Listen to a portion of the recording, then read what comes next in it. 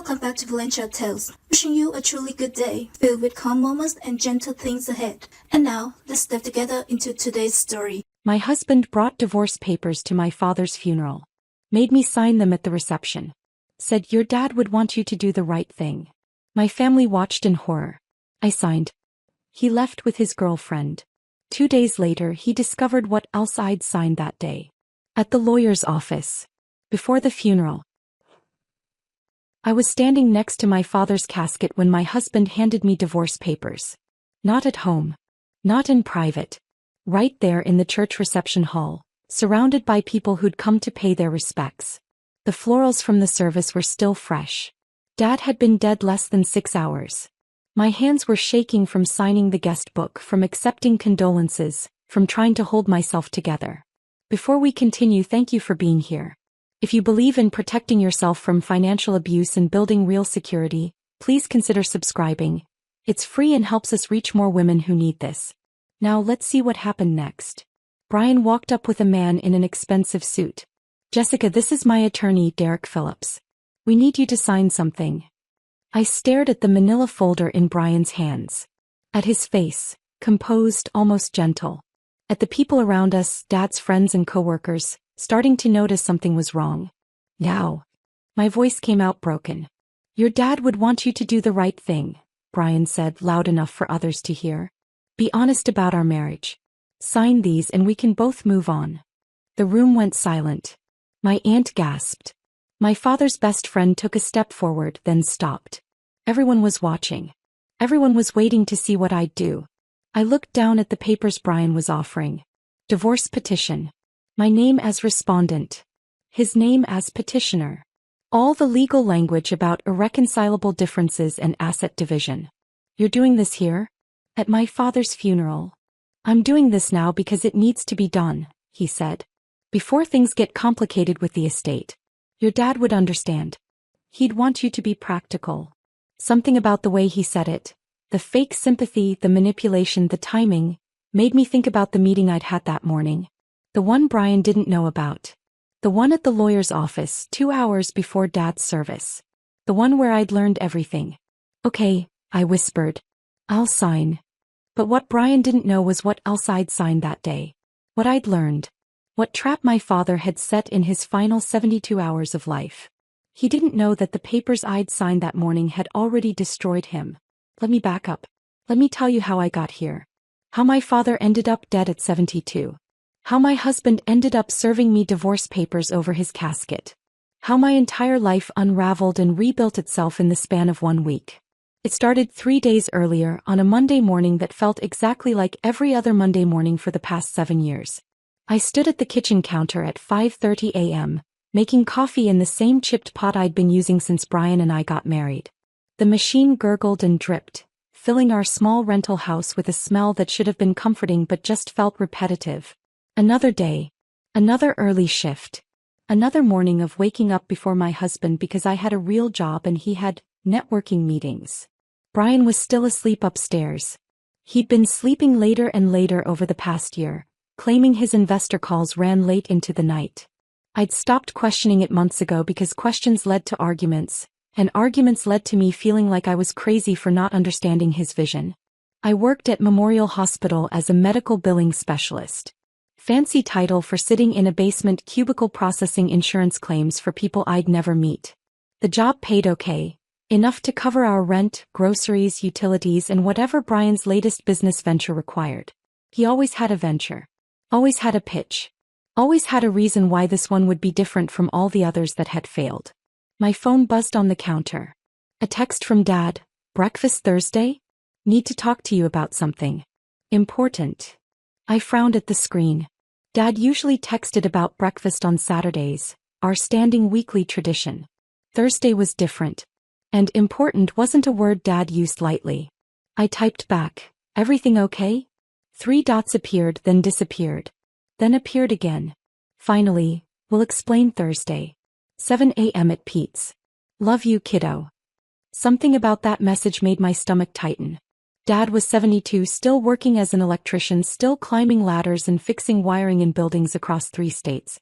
I worried about him constantly, especially since Mom had died when I was 16. He was all I had left. Him and Brian, and lately Brian felt more like a stranger than a husband. Brian stumbled downstairs at 6:15, hair messy, wearing the clothes he'd fallen asleep in on the couch last night. Another late networking meeting, he'd said when he came home at midnight. Another opportunity that required his full attention. He kissed my forehead without really looking at me. Morning. Morning. Coffee's ready. Can't. Running late. He grabbed his keys, checked his phone, headed for the door. Late for what? It's 6:15 in the morning. Breakfast meeting with a potential investor. This one's different, Jess. This one's real. I'd heard that exact sentence at least 50 times in 7 years. Brian, we need to talk about some bills. Later. Promise. This meeting could change everything. The door closed behind him. I stood alone in our kitchen holding my coffee, staring at the stack of red-stamped envelopes on the counter I'd been avoiding for weeks. Past due. Final notice. Collections warning. I noticed something then. The cologne. Brian was wearing the expensive cologne he kept in the bathroom cabinet, the one he said was too special for every day. He was wearing it for a 6:30 a.m. breakfast meeting. That detail stuck with me all day. Through my commute to the hospital. Through 8 hours of processing claims in my windowless cubicle between Sharon, who talked constantly about her grandkids, and Lisa, who complained about her deadbeat ex-husband. Through lunch in my car, eating a sandwich I'd packed because we couldn't afford the cafeteria. Around 3 p.m., I opened my personal email to check something for a claim I was processing. That's when I saw it. Subject line: Your Capital Reserve Platinum Card Statement. I'd never heard of Capital Reserve Platinum Card. Never applied for it. Never used it. My hands went cold as I clicked through. Account opened 6 months ago. Current balance: $8,400. Recent charges scrolled down the screen. Restaurants in neighborhoods I'd never been to, a jewelry store, weekend hotel stays. Charges that painted a picture I didn't want to see. All in my name. All using my social security number. Sharon's voice came over the cubicle wall. You okay, honey? You look pale. I closed the laptop, forced my face into something resembling normal. Just tired. You work too hard. You should take a day off. I couldn't afford a day off. Not with Brian's ventures draining our accounts and bills piling up, and now this credit card fraud in my name.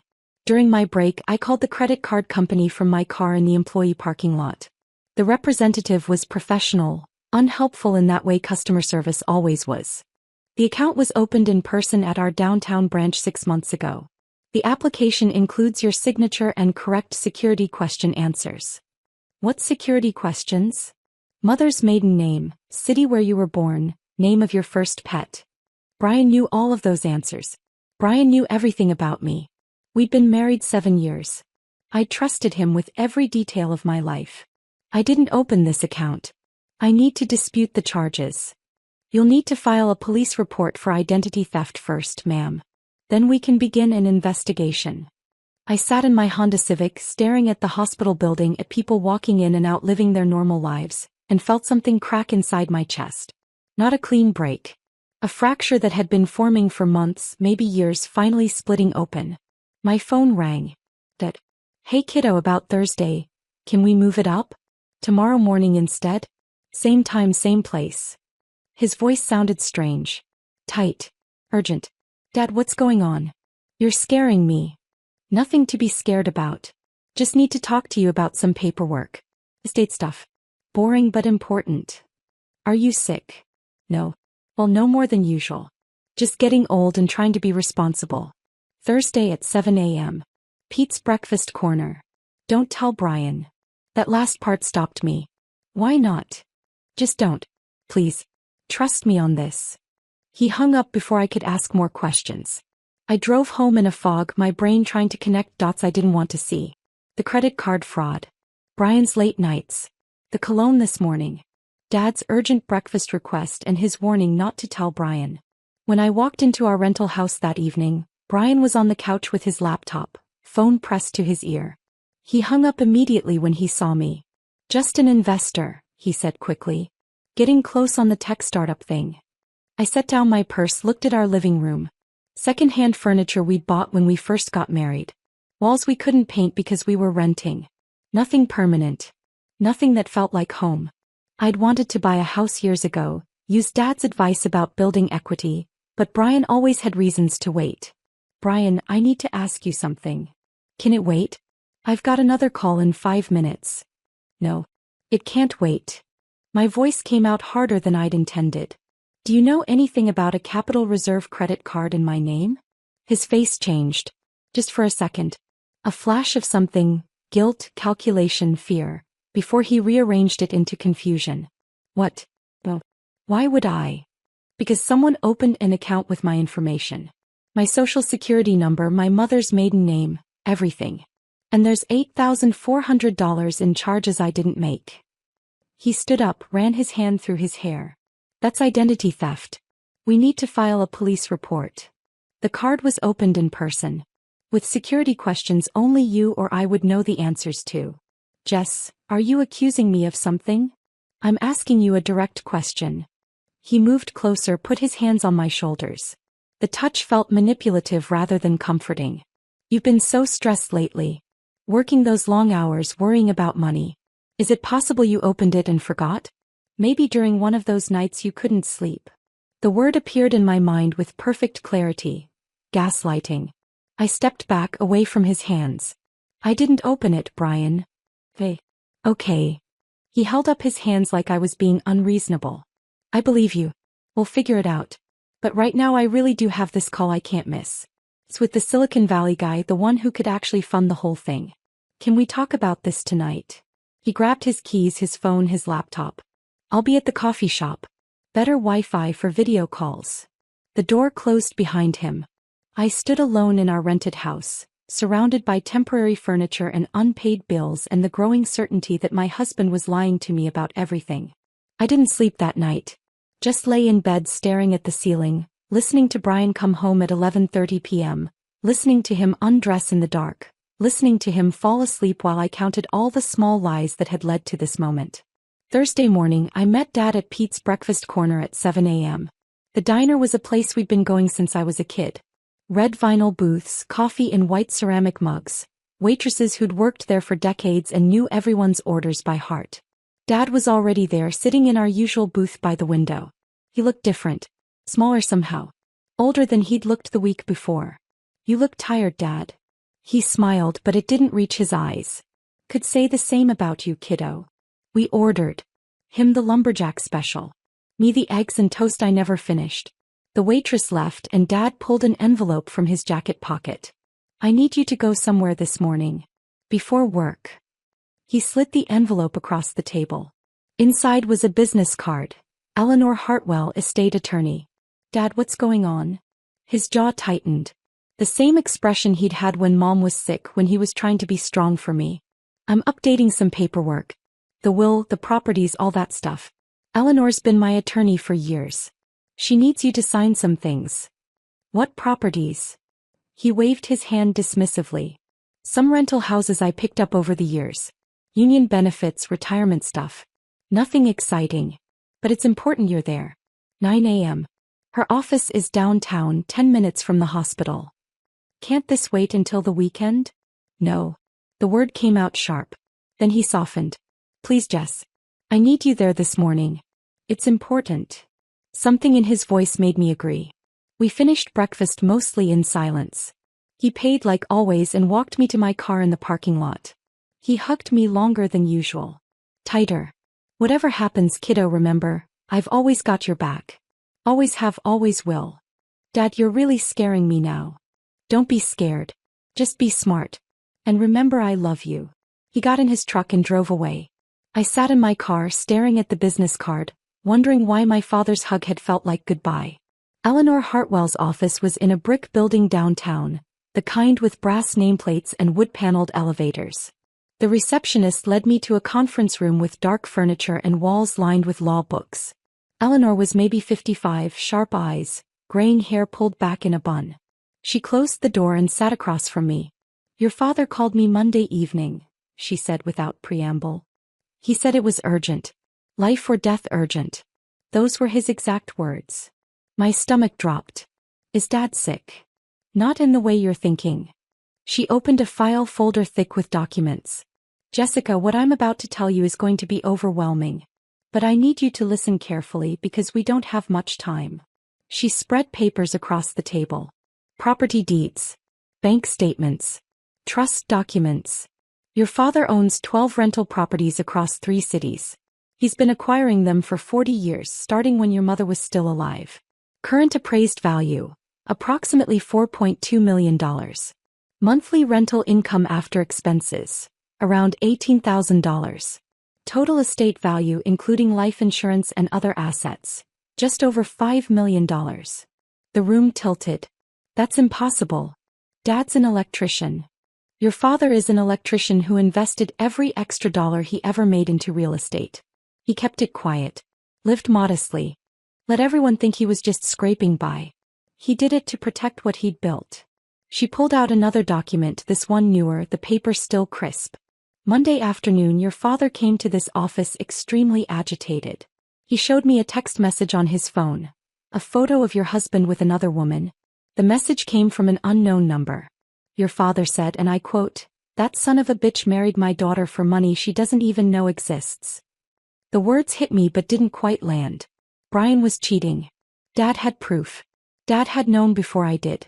Your father spent Monday, Tuesday, and yesterday in this office, restructuring his entire estate. He created an irrevocable trust with you as sole beneficiary. Everything, all 12 properties, all rental income, life insurance, pension, savings, transferred into a trust that specifically excludes spousal claims under any circumstances. She pushed the documents toward me. As of yesterday at 3 p.m., you became the sole owner of your father's entire estate. The trust structure means even though you're married, Brian has no legal claim to any of it. It's protected from divorce settlements, bankruptcy, creditor claims, lawsuits. Everything. I don't understand. Why the rush? Why this week? Eleanor's expression softened. Because your father knew what was coming. He said Brian would try to serve you divorce papers soon, probably at a moment when you'd be vulnerable and emotional. He said, men like Brian always strike when they think they have the advantage. Your father wanted you protected before that happened. She handed me the final document, a sealed envelope with my name in Dad's handwriting. He made me promise to give you this after explaining the trust. He also recorded video testimony yesterday, documenting his mental capacity and his reasons for the trust structure. He was very thorough, Jessica. Whatever challenges come, this will hold up. My hands shook as I took the envelope. When did he finalize everything? Yesterday. Wednesday at 3 p.m. He signed the last papers, recorded his testimony, paid my retainer from his business account. He seemed. She paused. Relieved. Like he'd been carrying a tremendous weight and finally set it down. He shook my hand, thanked me for 40 years of legal service and said something strange, "Now I can rest." My phone rang. Brian. I stared at his name on the screen, unable to move. Eleanor reached across the table. Jessica, I received a call at 6 a.m. this morning from a Detective Morrison with the county sheriff's office. Your father had a massive heart attack last night in his sleep. The paramedics couldn't revive him. I'm so sorry. The conference room disappeared. Sound became muffled. My father was dead. Dad was gone. And in his final 72 hours he'd somehow known it was coming, known what Brian was planning, known exactly what needed to be done to protect me. That's how I ended up here. Standing next to my father's casket in a church reception hall. Watching my husband hand me divorce papers with Dad's friends looking on in horror. Preparing to sign documents that Brian thought would give him half of an estate he didn't know I already owned. Preparing to spring the trap my father had built in his last 3 days of life. Derek Phillips followed us to a small Sunday school classroom upstairs, away from the reception. Children's drawings covered the walls. Noah's Ark, Jesus with lambs, bright crayons on construction paper. Tiny chairs were stacked in the corner. The room smelled like old books and glue sticks. He closed the door, opened his leather folder with practiced efficiency. Mrs. Morrison, I represent your husband in a personal legal matter. Given the timing of your father's passing and the need for clarity regarding estate proceedings, Mr. Morrison has asked me to present you with these documents today. He pulled out papers, set them on a child-sized table. Divorce petition. State of Oregon. Petitioner, Brian James Morrison. Respondent, Jessica Marie Morrison. My aunt's face appeared in the small window of the classroom door. She looked horrified, mouthing words I couldn't hear. Other faces joined hers. Dad's coworkers, neighbors, people who'd come to honor my father and were now witnessing this. You want me to sign divorce papers right now? While my father's body is downstairs. Brian's voice went soft, manipulative. Jess, I know the timing is terrible. But your dad would want you to be honest. About us. About our marriage. We've been unhappy for years. You know that. I stared at him. At this man who'd slept beside me for 7 years. Who I'd supported through every failed venture. Who'd kissed my forehead this morning before the funeral and told me he'd be there for me through everything. The easy way or the hard way, Derek interjected. Easy. You sign today, we file uncontested, divide assets equally, nobody fights. Clean and simple. Hard way. Contested divorce, years of litigation, your father's estate frozen during proceedings. Expensive and painful for everyone involved. Brian stepped closer, lowered his voice like we were the only people in the room. I don't want to hurt you more than you're already hurting. Sign these, we both walk away, we both start over. Your dad was practical. He'd understand. The faces in the window multiplied. I could see Maria from Dad's duplex. Curtis from the Morrison Street building. People Dad had helped for decades, watching his daughter get ambushed at his funeral. I thought about that morning. About Eleanor's office. About the documents I'd signed at 7 a.m., 2 hours before the service started. About the empire I'd learned existed while Dad's body was still at the morgue. Okay, I whispered. Where do I sign? Relief flooded Brian's face. Derek pulled out a pen, showed me the signature lines. Initial here. Sign there. Date this page. My hand shook. Real tears now, because my father was really dead and this marriage was really over, and I was signing papers in a Sunday school classroom while people watched through the window like this was some kind of horrible theater. I signed Jessica Morrison 4 times. Derek witnessed each one, dated them, collected everything back into his folder. I'll file these Monday morning. You'll receive confirmation within the week. Brian actually hugged me. Put his arms around me like he cared, like the past 7 years had meant something. Thank you for being reasonable. This is the right thing. You'll see. They left. I stood alone with crayon drawings of Bible stories, listening to footsteps descend the stairs, listening to my aunt's voice raised in anger downstairs, listening to my marriage end in the same building where my father's funeral had just happened. I waited 30 seconds. Then I went back down to the reception. Brian was already at a table with 2 of his friends, checking his phone, relaxed like he'd just finished an unpleasant but necessary task. He caught my eye, gave me a small nod. Almost sympathetic. I walked to the corner where Eleanor stood near the coffee station. She'd arrived during the funeral service, sat in the back, didn't approach me until now. It's done, I said quietly. She nodded once. Good. Now we wait. I moved through the rest of the reception like a ghost, accepting condolences, listening to stories about Dad I'd never heard.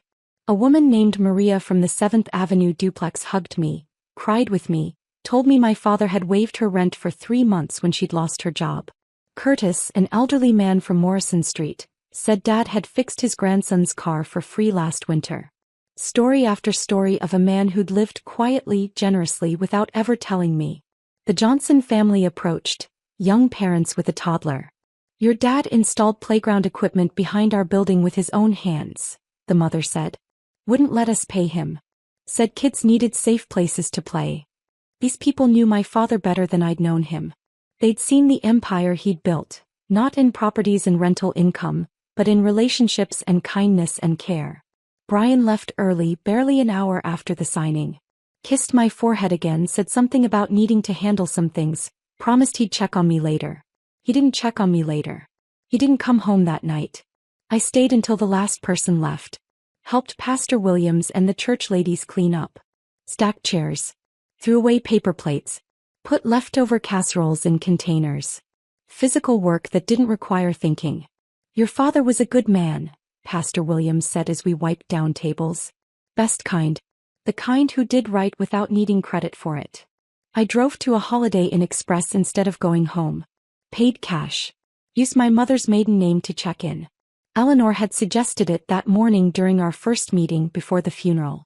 You don't want to be accessible this weekend. Let Brian think everything's going according to his plan. Let him get comfortable. I lay on the hotel bed, still in my funeral dress, and finally opened my phone to the dozens of missed calls and messages. 7 from Brian, increasingly annoyed. Where are you?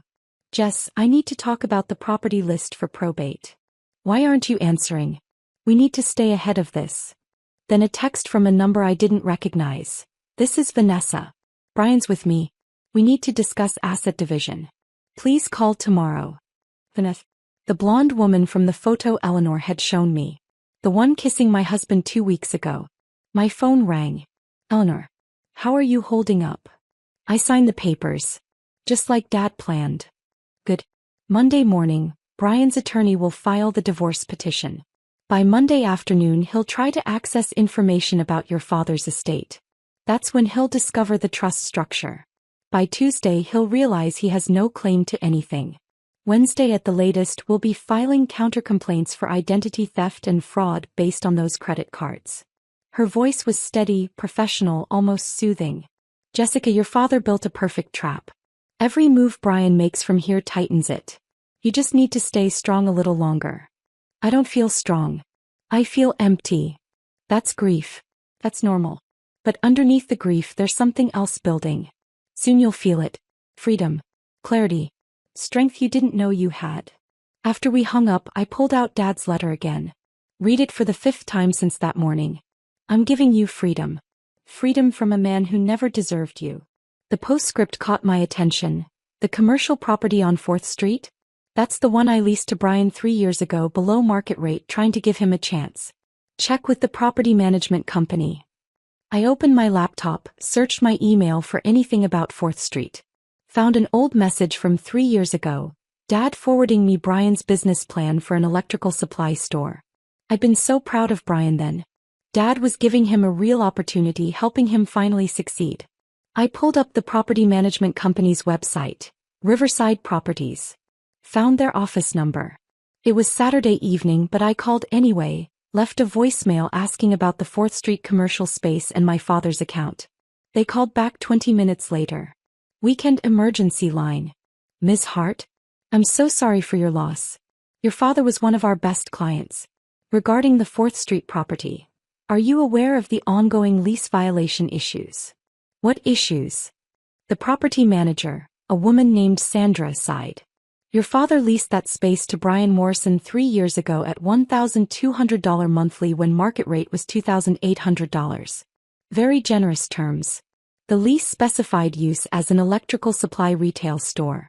About 18 months ago, we discovered Mr. Morrison had sublet the space to a vape shop without authorization. He was collecting roughly $3,000 monthly from the subtenant while paying your father $1,200 and pocketing the difference. My stomach turned. Your father tried to work with him. Multiple warnings. Payment plans. Second chances.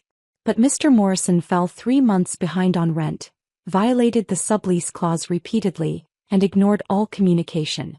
6 months ago, your father authorized us to begin eviction proceedings and filed a civil suit for back rent and damages. Total amount owed, $47,000.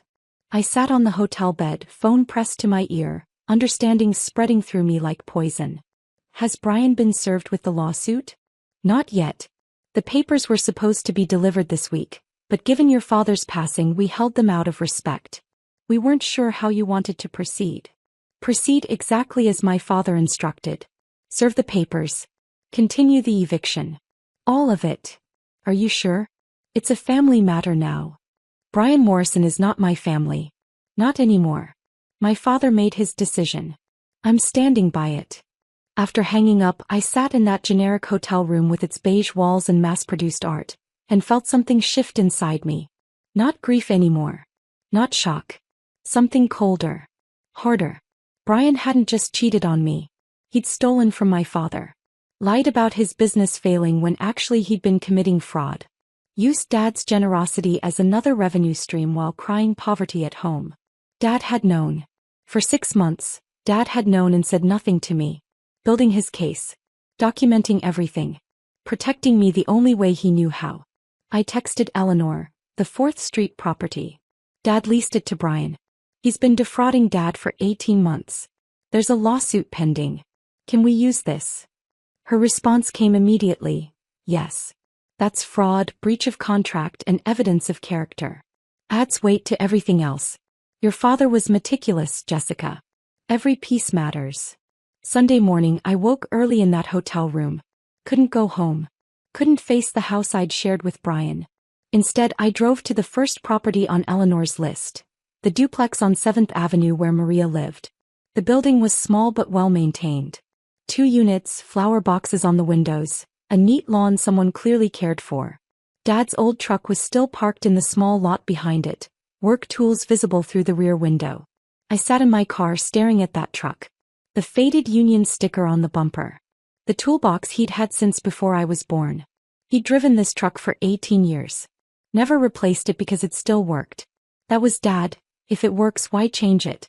Maria came out at 7 a.m., saw me, waved. I got out, met her on the porch. Couldn't sleep, I explained. She nodded, understanding. Come in. Coffee's on. Her duplex was small but loved. Plants everywhere. Photos of grandchildren. A life built in a space my father had provided. I've been here 19 years, Maria said, pouring coffee into mugs with cats on them. Since my divorce. Your father gave me this place when I had 2 kids, no job and nowhere to go. First month free. Security deposit waived. He said, pay when you can. Family takes care of family. She showed me a folder she'd kept. Every rent receipt for 19 years, never late, always including a handwritten thank you note. He fixed our heater himself during that ice storm 3 years back. Middle of the night. Wouldn't hire it out. Said he didn't trust contractors to do it right. He was up on my roof at 2 a.m., 70 years old, making sure my grandkids wouldn't freeze. I spent Sunday morning driving to each property. Meeting tenants. Hearing stories. The Johnsons at the Cedar Street house showed me the playground equipment Dad had installed. Curtis at Morrison Street walked me through the community garden Dad had started in the empty lot behind the building. Every property told the same story. A man who cared more about people than profit. Who kept rents affordable. Who fixed things himself. Who showed up when families needed help. By noon I'd seen all 12 properties. Understood what Dad had really built. Not just buildings. Not just wealth. Community. Trust. Relationships that would outlast him. I sat in my car outside the mixed-use building downtown. The one with the empty apartment on the 2nd floor that Eleanor said was mine if I wanted it, and felt my phone buzz. Brian. Frantic. Where the hell are you? I've been calling all day. What do you need, Brian? I got a copy of your dad's will from county records. Did you know he owned 12 buildings? I knew he had some properties. Some? Jessica, we're talking millions. And according to this, it's all in your name. But we're married, which means it's marital property. We split it. That's how this works. I let the silence stretch. Is that why you served me divorce papers yesterday? At my father's funeral? So you could claim half of what he built. That's not, Jess, you're upset. Come home. Let's talk about this calmly. I'm not coming home. Consider those papers I signed my agreement. We're done. You can't just, we need to settle the assets. The estate goes through probate. I have rights. What rights, Brian? He hung up. Minutes later Vanessa called. Jessica, this is Vanessa Chin. I'm a real estate professional and a friend of Brian's. He's asked me to help facilitate asset division discussions. I think we should meet with attorneys to ensure everything's handled fairly. Her voice was smooth, practiced like she'd done this before. These properties need management. Brian has expressed interest in taking over several units as part of his settlement share. Brian has no settlement share. But thank you for calling. I hung up. Sat in my car.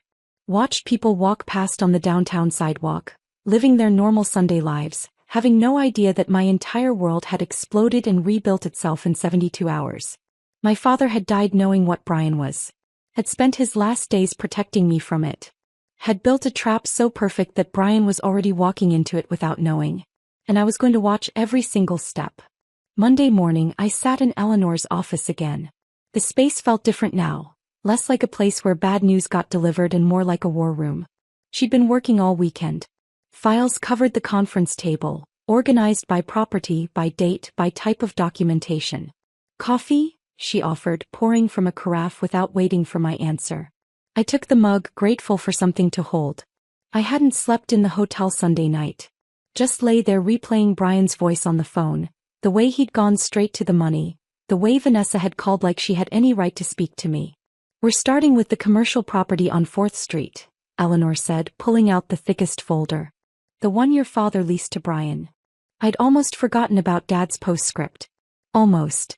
Eleanor opened her laptop, angled it so I could see the screen.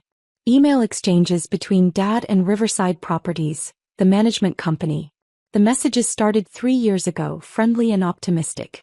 Jason Hart leasing 2,400 square feet to son-in-law Brian Morrison for electrical supply store. Below market rate approved. $1,200 per month when market rate is $2,800. Lease term, 3 years with option to renew. Dad had believed in Brian once.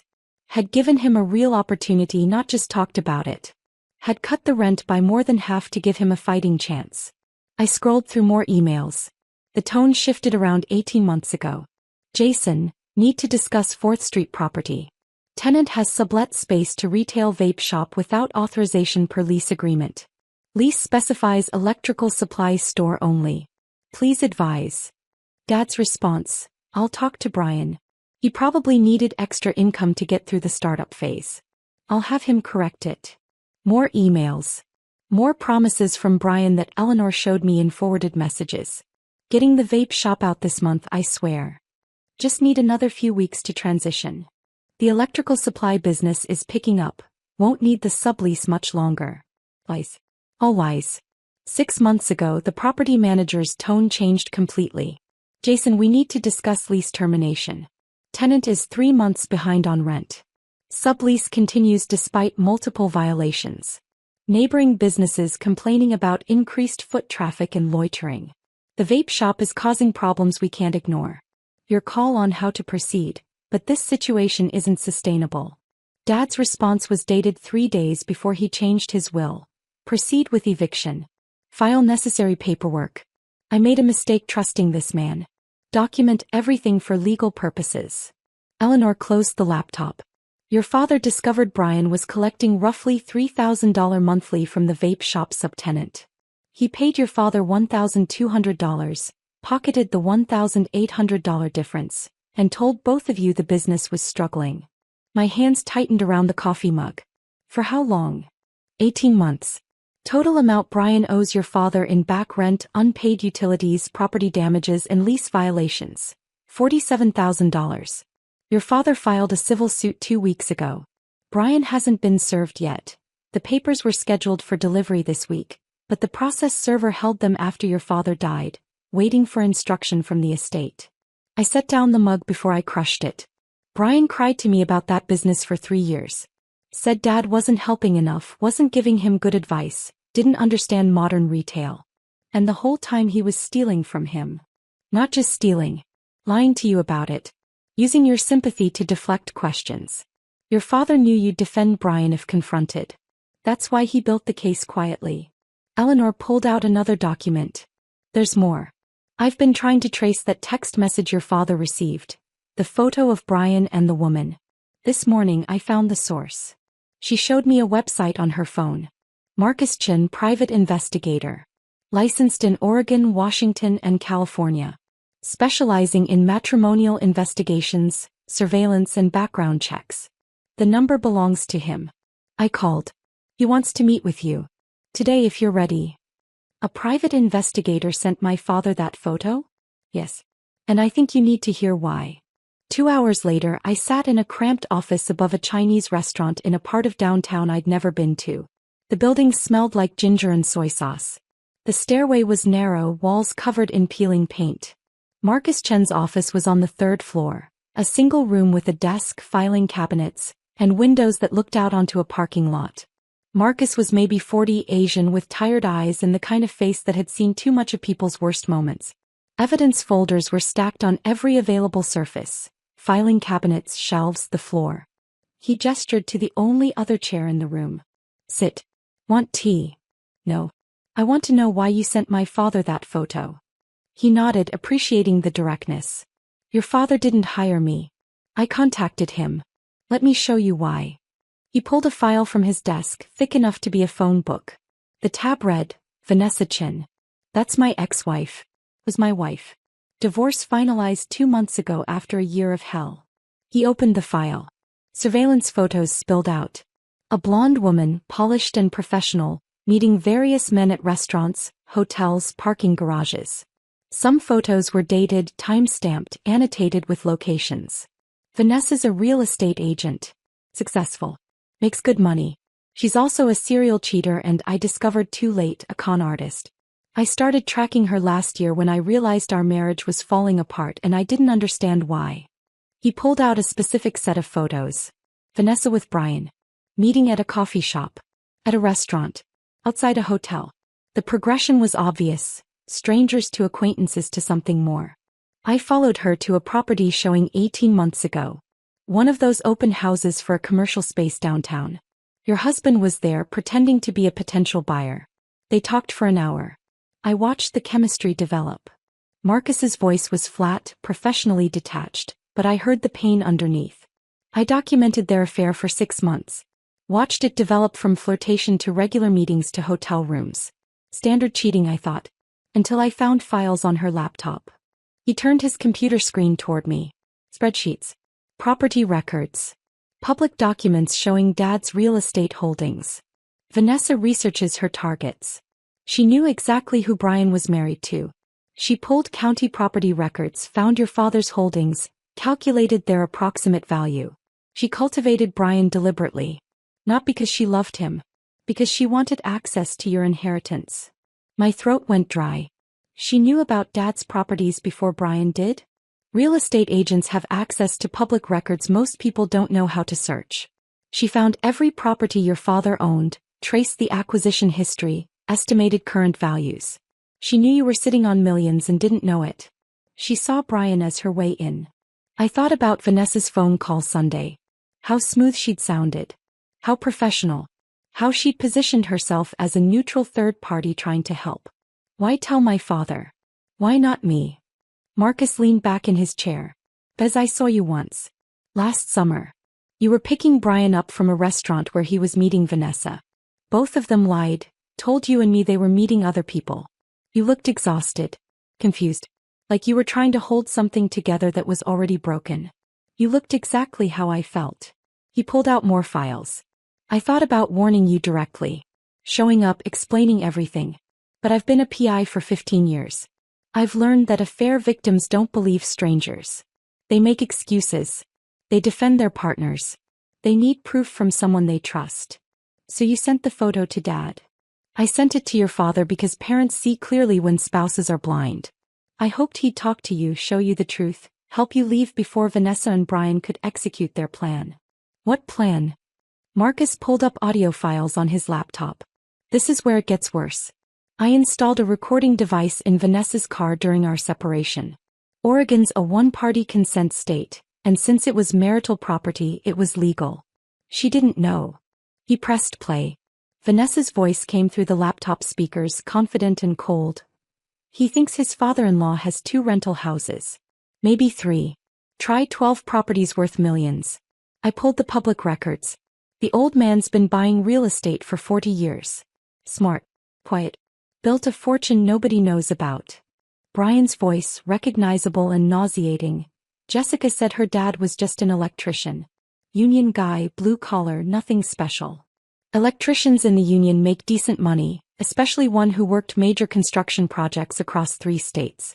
But this guy's smart. Kept everything quiet. Lived below his means. Classic stealth wealth. When he dies, Jessica inherits everything. You're married to a millionaire who doesn't know she's a millionaire. So we just wait for the old man to die? No. We're not waiting for some 70-year-old's timeline. Here's what we do. The plan unfolded in recorded detail. Vanessa instructing Brian to open credit cards in my name, build up debt, create a narrative of financial irresponsibility. Brian expressing concern about the risk. Vanessa pushing harder. Financial abuse is hard to prove. By the time she figures out the credit cards exist, you'll have already filed for divorce claiming she's the problem. Irresponsible with money. Won't listen to reason. Judges eat that up. You'll get half of everything including the inheritance. Another recording, dated 3 weeks ago. My lawyer says inheritances received during marriage are marital property in Oregon. If we're still married when he dies, you get half automatically. Vanessa's voice again. Then we need to accelerate the timeline. Make the old man die sooner. My blood went cold. Brian's nervous laugh. We're not killing anyone. That's insane. Not murder, genius. Stress. I researched him. Jason Hart has a heart condition. It's in his union medical records, which are semi-public if you know where to look. Men in their 70s with heart conditions don't last long under stress. Make his life harder. Create problems. Family drama. Financial pressure on his daughter. Stress kills old men every day. It's not murder. It's just helping nature along. Marcus stopped the playback. I sat frozen, unable to process what I'd heard. There's more, he said quietly. Conversations about forging your signature on property deeds after your father died. Plans to transfer assets before you understood what you owned. Even discussions about framing you for tax fraud if you resisted the divorce settlement. Vanessa's done this before. She targeted a widower 2 years ago, almost succeeded in taking his dead wife's life insurance before his adult children intervened. I found my voice barely. Why are you helping me? Because I failed to protect myself. I lost $80,000 to Vanessa before I figured out what she was. But I can protect you. And because 3 days before your father died, Jason came to this office. We spent 2 hours going through everything. He was angry but calm. Focused. He said, make sure my daughter knows the truth. All of it. Don't let her make excuses for him. Marcus pulled out another folder, this one with Dad's handwriting on notes paper-clipped inside. Your father predicted everything.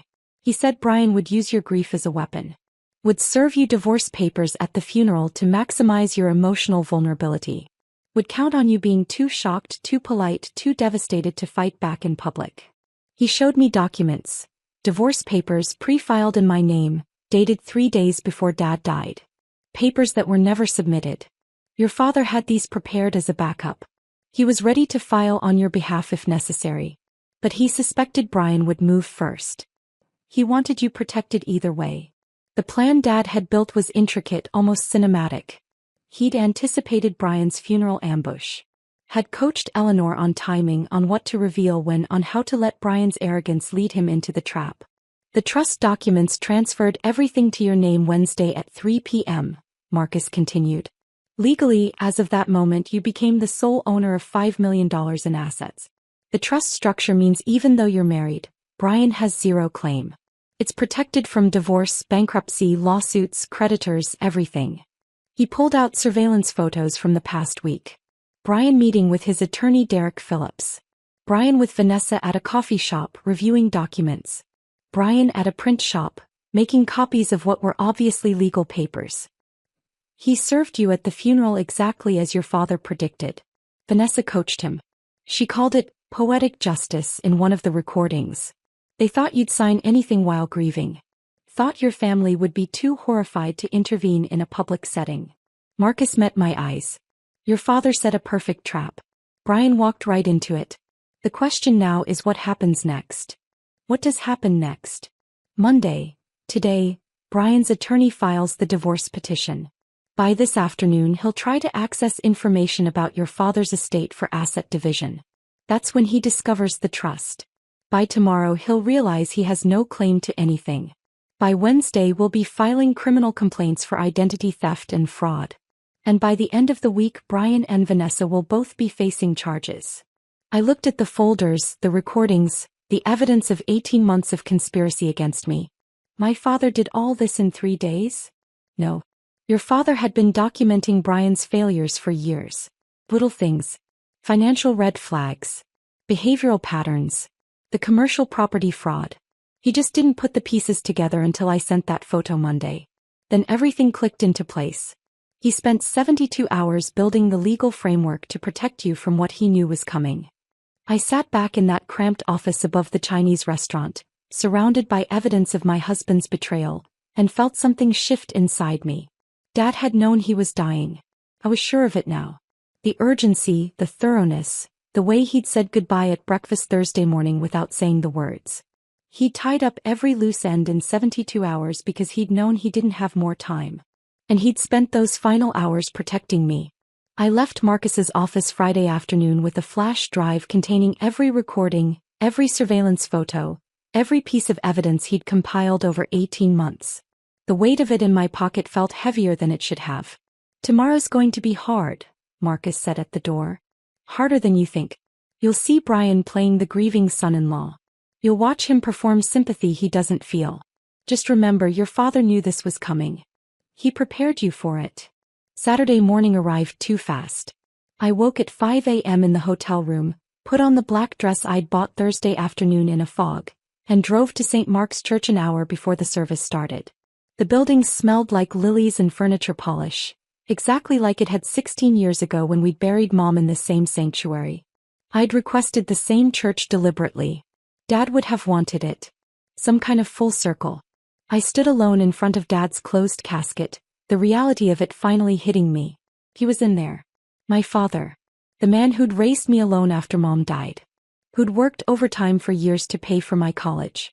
Who'd built an empire in silence to protect me from men like Brian. Gone. The funeral director, Mr. Patterson, had asked Thursday if I wanted a viewing. "Some families find it brings closure," he'd said gently. I'd said no immediately. I wanted to remember Dad in his work clothes with electrical tape on his belt. Smiling over breakfast at Pete's.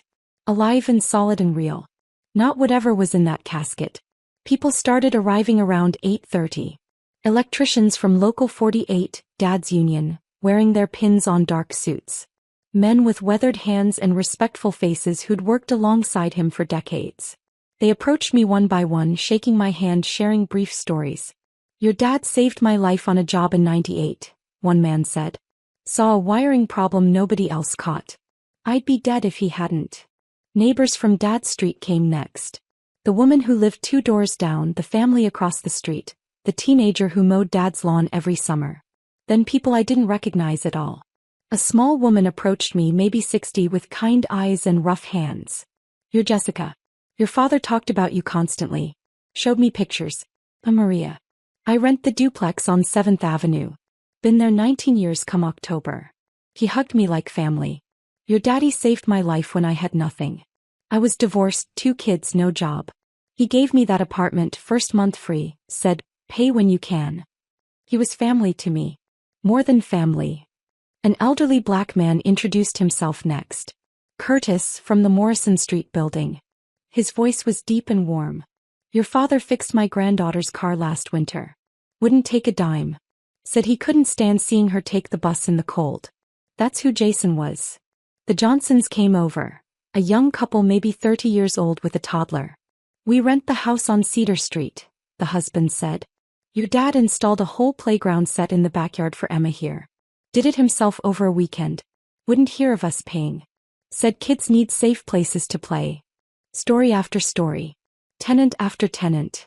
People whose lives Dad had touched in ways he'd never mentioned to me. "Your father wasn't just a landlord," Maria said, squeezing my hand again. "He was community. He was family. He made us feel like we mattered." The church filled steadily. By 9:45, there were maybe 200 people in the pews. I'd expected 50, maybe 75. Instead, the sanctuary was packed with lives my father had impacted. Brian arrived at 9:50, 10 minutes before the service started. He wore a suit I'd never seen before. Charcoal gray, expensive fabric, tailored fit. We couldn't afford that suit. Not on my salary. Not with the debts he'd racked up. But I knew where he'd gotten it now. Vanessa had probably picked it out. Probably paid for it with money she'd conned from someone else. He slid into the front pew beside me, didn't hold my hand, didn't ask how I was doing. His leg bounced with nervous energy. His phone was in his hand, screen lighting up every few seconds with text he tried to hide. "You okay?" he whispered as the organ started playing. I nodded because speaking felt impossible. He hadn't asked about the will. Hadn't asked about my feelings. Hadn't asked what he could do to help. He'd just shown up, playing the role of supportive husband for an audience that didn't know our marriage had been dead for years.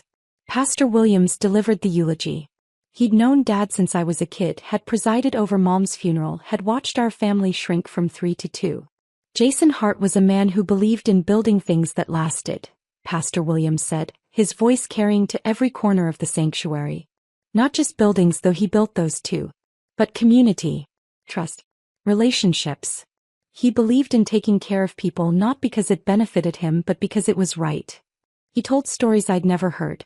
About Dad quietly paying for a church member's medical bills. About Dad showing up to help rebuild a neighbor's fence after a storm. About Dad mentoring young electricians who struggled with the technical aspects of the trade. Jason worked until the day he died because work gave him purpose. But his real purpose was his daughter. Everything he did, every choice he made, was to ensure Jessica would be taken care of.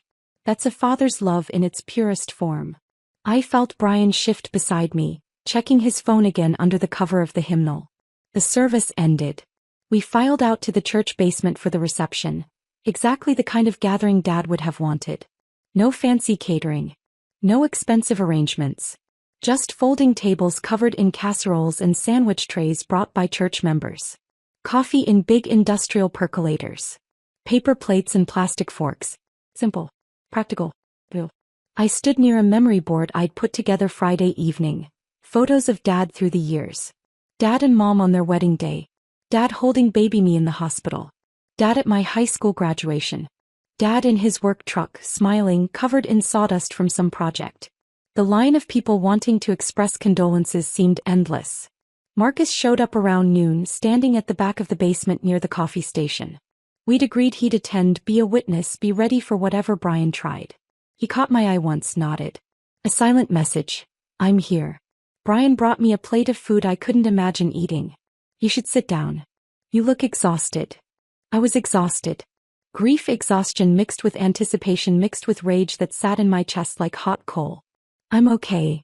We should talk about next steps soon. The estate stuff. I've been thinking about how to handle the probate filing.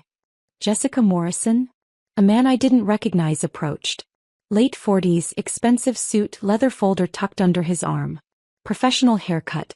Confident posture. Yes. I'm Derek Phillips, attorney. I'm so sorry for your loss. He glanced at Brian, some unspoken communication passing between them. Could I speak with you both privately? It will only take a moment. My stomach dropped. This was it. The moment Dad had predicted. The moment Marcus had warned me about. Brian's face showed just the slightest hint of satisfaction before he arranged it into concern. Of course. There's an empty classroom upstairs we can use. I followed them up the narrow stairs, past the sanctuary to the Sunday school wing. Brian opened the door to a small room. Children's drawings covering the walls, Bible verses in crayon, tiny chairs stacked in the corner. Derek closed the door. Set his folder on a child-sized table covered in dried glue and marker stains. Mrs. Morrison, I represent your husband in a personal legal matter. Given the timing of your father's passing and the need for clarity regarding estate proceedings, Mr. Morrison has asked me to present you with these documents today. He opened the folder. Pulled out papers. Divorce petition. State of Oregon. Case number assigned. Petitioner, Brian James Morrison. Respondent, Jessica Marie Morrison. Through the small window in the classroom door, I could see faces gathering. My aunt. Maria from the duplex. Curtis from Morrison Street. People drawn by the unusual sight of us disappearing with an attorney. You're serving me with divorce papers? My voice came out broken, which wasn't hard to fake. Today, at my father's funeral. Derek shifted uncomfortably. I advised against the timing, Mrs. Morrison. However, my client insisted that given the inheritance situation and your father's estate likely entering probate, clarity on marital assets was time-sensitive. Brian stepped forward, his voice dropping into that gentle, manipulative tone I'd learned to hate. Jess, I know this is horrible timing. I know how it looks. But your dad would want you to do the right thing. He'd want you to be honest about our marriage. We've been unhappy for years. You know that. I stared at him. At this man I'd shared a bed with for 7 years. Who I'd supported through every failed venture. Who I'd defended when Dad expressed doubts. We can do this the easy way or the hard way, Brian continued. Easy way. You sign today, acknowledge receipt, we file uncontested, split everything 50-50. Your dad's properties go through probate, get divided, nobody fights. Quick, clean, done. We both move on with our lives. And the hard way, Derek answered, his tone professionally neutral. Contested divorce. Years of litigation. Legal fees mounting on both sides. Your father's estate frozen during proceedings, costing money in attorney fees and court costs. Painful for everyone involved. Brian moved closer, put his hand on my shoulder. Through the door window, I saw my aunt's face go pale with shock. I don't want to make this harder than it already is, Brian said. I don't want to hurt you more than you're already hurting. Sign the papers now. Grieve your dad without this hanging over you. Deal with the legal details later when you're thinking more clearly. I promise I'll make this as painless as possible. The eagerness in his voice was barely hidden under the fake compassion. He thought he was winning. Thought he'd timed this perfectly. Thought I'd sign anything while grief-stricken and surrounded by witnesses who'd pressure me not to make a scene. I thought about Dad's letter. About Marcus's recordings. About Vanessa's voice on that audio file saying, "Make the old man die sooner." "Okay," I whispered. "Where do I sign?" Brian's relief was visible. His shoulders relaxed. A small smile touched his lips before he caught himself. Derek laid the papers out on the tiny table, showed me signature lines. Initial here, here, and here. Sign at the bottom. Date this page. My hand shook as I picked up the pen. Real tears now, because my father really was dead and this marriage really was over, and I was standing in a Sunday school classroom signing divorce papers while children's drawings of Noah's Ark looked down at me. I signed Jessica Morrison 4 times. Derek witnessed each signature, added his own name, dated everything with careful precision. "I'll file these Monday morning first thing," he said, collecting papers back into his folder. "You'll receive official confirmation within 7 to 10 business days. If you have questions, your attorney can contact my office." Brian actually hugged me, pulled me against his chest like he cared. Like the past 7 years had meant something. Like he was sad this was ending. "Thank you for being reasonable," he said into my hair. "This is the right thing. We'll both be happier this way." They left the room. I stood alone with crayon drawings of Bible stories and the smell of old glue, counting to 30 in my head. Then I returned to the reception. Brian was already at a table with 2 of his friends, his body language relaxed, phone out, typing away. Probably texting Vanessa. Probably celebrating. I walked to Marcus, who'd watched everything from his position by the coffee. "It's done," I said quietly. He nodded. Phase 1 complete. Now we wait. Eleanor had arrived during the service, sitting in the back. She caught my eye from across the room. A small nod. He understood. The trap was set. The prey had walked right in. Now we waited for him to realize the jaws were closing. I returned to accepting condolences, playing my role. The grieving daughter. The soon-to-be divorced wife. The woman who'd just signed papers at her father's funeral because she was too emotionally destroyed to fight. Maria hugged me tight. "Your father loved you so much, honey. Whatever you're going through, you're not alone. We're here. All of us. Jason's family takes care of each other." Curtis nodded, his voice firm. "Your daddy took care of us for decades. Now we take care of his daughter. That's how this works. That's what family means." I cried again, real tears, because these strangers, these tenants I'd just met, were offering more genuine support than my husband had in years. Brian left the reception at 2 p.m., barely 90 minutes after serving me divorce papers.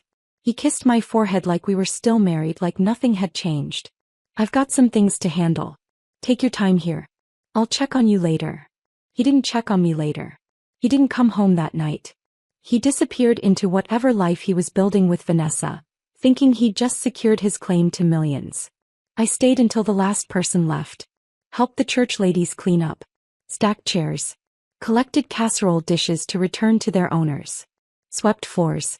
Physical work that didn't require thinking. Pastor Williams walked me to my car as the sun set, the sky turning orange and purple over the church parking lot. "Your father was proud of you," he said. "Whatever storm you're facing, remember that. He was so proud of the woman you became." I drove to the Holiday Inn Express instead of home. Paid cash. Checked in under my mother's maiden name, Sarah Mitchell. The clerk didn't ask questions. The room was generic. Beige walls. Floral bedspread. Painting of a lighthouse. Television remote wrapped in plastic. I lay on the bed, still in my funeral dress, and finally checked my phone. 7 missed calls from Brian.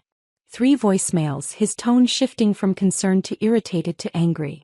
Jess, where are you? Call me back. I need to talk to you about the property list for probate. Where are you? Why aren't you answering? We need to get ahead of this before things get complicated. Call me. Then at 9 p.m. a text from an unknown number. This is Vanessa. Brian's with me. We need to discuss asset division. Please call tomorrow so we can handle this professionally. My phone rang. Eleanor. How are you holding up?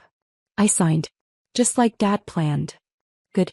Monday morning, Derek Phillips files the divorce petition with the county.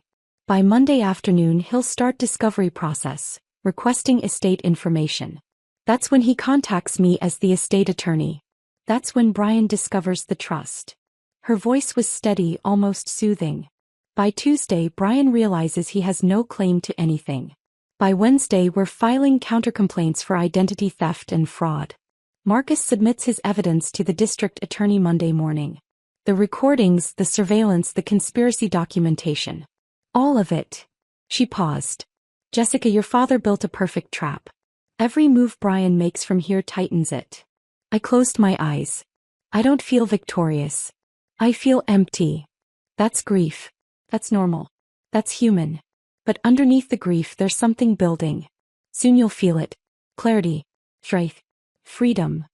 After we hung up, I opened Dad's letter one more time, reading it in the harsh fluorescent light of the hotel room. Life big. Life happy. Live free. Tomorrow was Sunday. Monday the trap would spring. But tonight I was just a daughter who'd lost her father. Who'd signed away a marriage that had died years ago. Who was hiding in a hotel room because going home felt impossible. I set my alarm for 6 a.m. There was somewhere I needed to be before everything exploded. Sunday morning I woke at 5:30 a.m. without needing the alarm. The hotel room was dark, silent except for the hum of the air conditioning unit. I dressed in jeans and a sweater, grabbed Dad's old electrician's jacket from my car, the one with Local 48 embroidered on the back that I'd kept meaning to return to him, and drove through empty streets to 7th Avenue. The duplex where Maria lived looked different in the early morning light. Peaceful. Well-maintained flower boxes on the windows, lawn recently mowed, paint fresh even though the building was decades old. Dad's truck sat in the small parking lot behind the building, right where he'd left it Thursday morning before his heart attack. I parked next to it, stared at the faded Union sticker on the bumper, the toolbox visible through the rear window. He'd driven this truck for 18 years, maybe longer. Never replaced it because it still worked fine. If it works, why change it? He'd say whenever I suggested getting something newer, safer. That was Dad. Practical to the point of stubbornness. Maria came out at 7 a.m., probably heading to work. She saw my car, saw me sitting there, and immediately changed direction toward me instead of her own vehicle. Jessica? Honey, what are you doing here? I got out, pulled Dad's jacket tighter against the morning chill. Couldn't sleep. Didn't want to be alone. I hope that's okay. Her face softened with understanding. Come inside. I'll make coffee. Her duplex was small but clearly loved. Plants covered every available surface. Windowsills, shelves, hanging baskets. Photos of grandchildren lined the mantel. A crocheted blanket draped over the couch. A life built in a space my father had provided. I've been here since my divorce, Maria said, filling a kettle at the sink. 22 years old with 2 babies and nowhere to go. My ex took everything in the split. The house, the car, the savings. Left me with nothing but child support he never paid. He pulled out mugs with cats on them. Your father showed me this place on a Tuesday afternoon. I told him I couldn't afford first month, last month, and deposit. He said, how about you just pay when you can? Family takes care of family. I cried right there during the showing. Maria opened a drawer, pulled out a folder. Inside were 19 years of rent receipts, organized by year, each one including a handwritten thank you note. Never missed a payment once I got on my feet, she said. Your daddy wouldn't raise the rent even when the neighborhood got expensive. Said he didn't buy properties to get rich, he bought them to help people build lives. He fixed our heater himself during that ice storm 3 years back. Middle of the night, 70 years old, up on the roof making sure my grandbabies wouldn't freeze. I sipped the coffee, barely tasting it. He never told me any of this. Your daddy wasn't the bragging type. I spent Sunday morning driving to each property on Eleanor's list. Meeting tenants. Hearing stories. Seeing what Dad had actually built beyond the dollar amounts and property deeds. Curtis at Morrison Street showed me the community garden Dad had started in the empty lot behind the building. Raised beds full of tomatoes and peppers and herbs. A small greenhouse Dad had constructed from salvaged windows. Lot was just weeds and trash when your father bought this place, Curtis explained, walking me through rows of vegetables. He said, food brings people together. Organized the whole thing. Got everyone involved. Now we grow enough to feed half the building and donate extras to the food bank.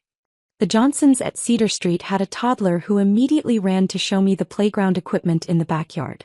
Swings, a slide, monkey bars, all installed by Dad himself over a weekend. We offered to pay, Mrs. Johnson said, watching her daughter play. Your father refused. Said every kid deserves a safe place to be a kid.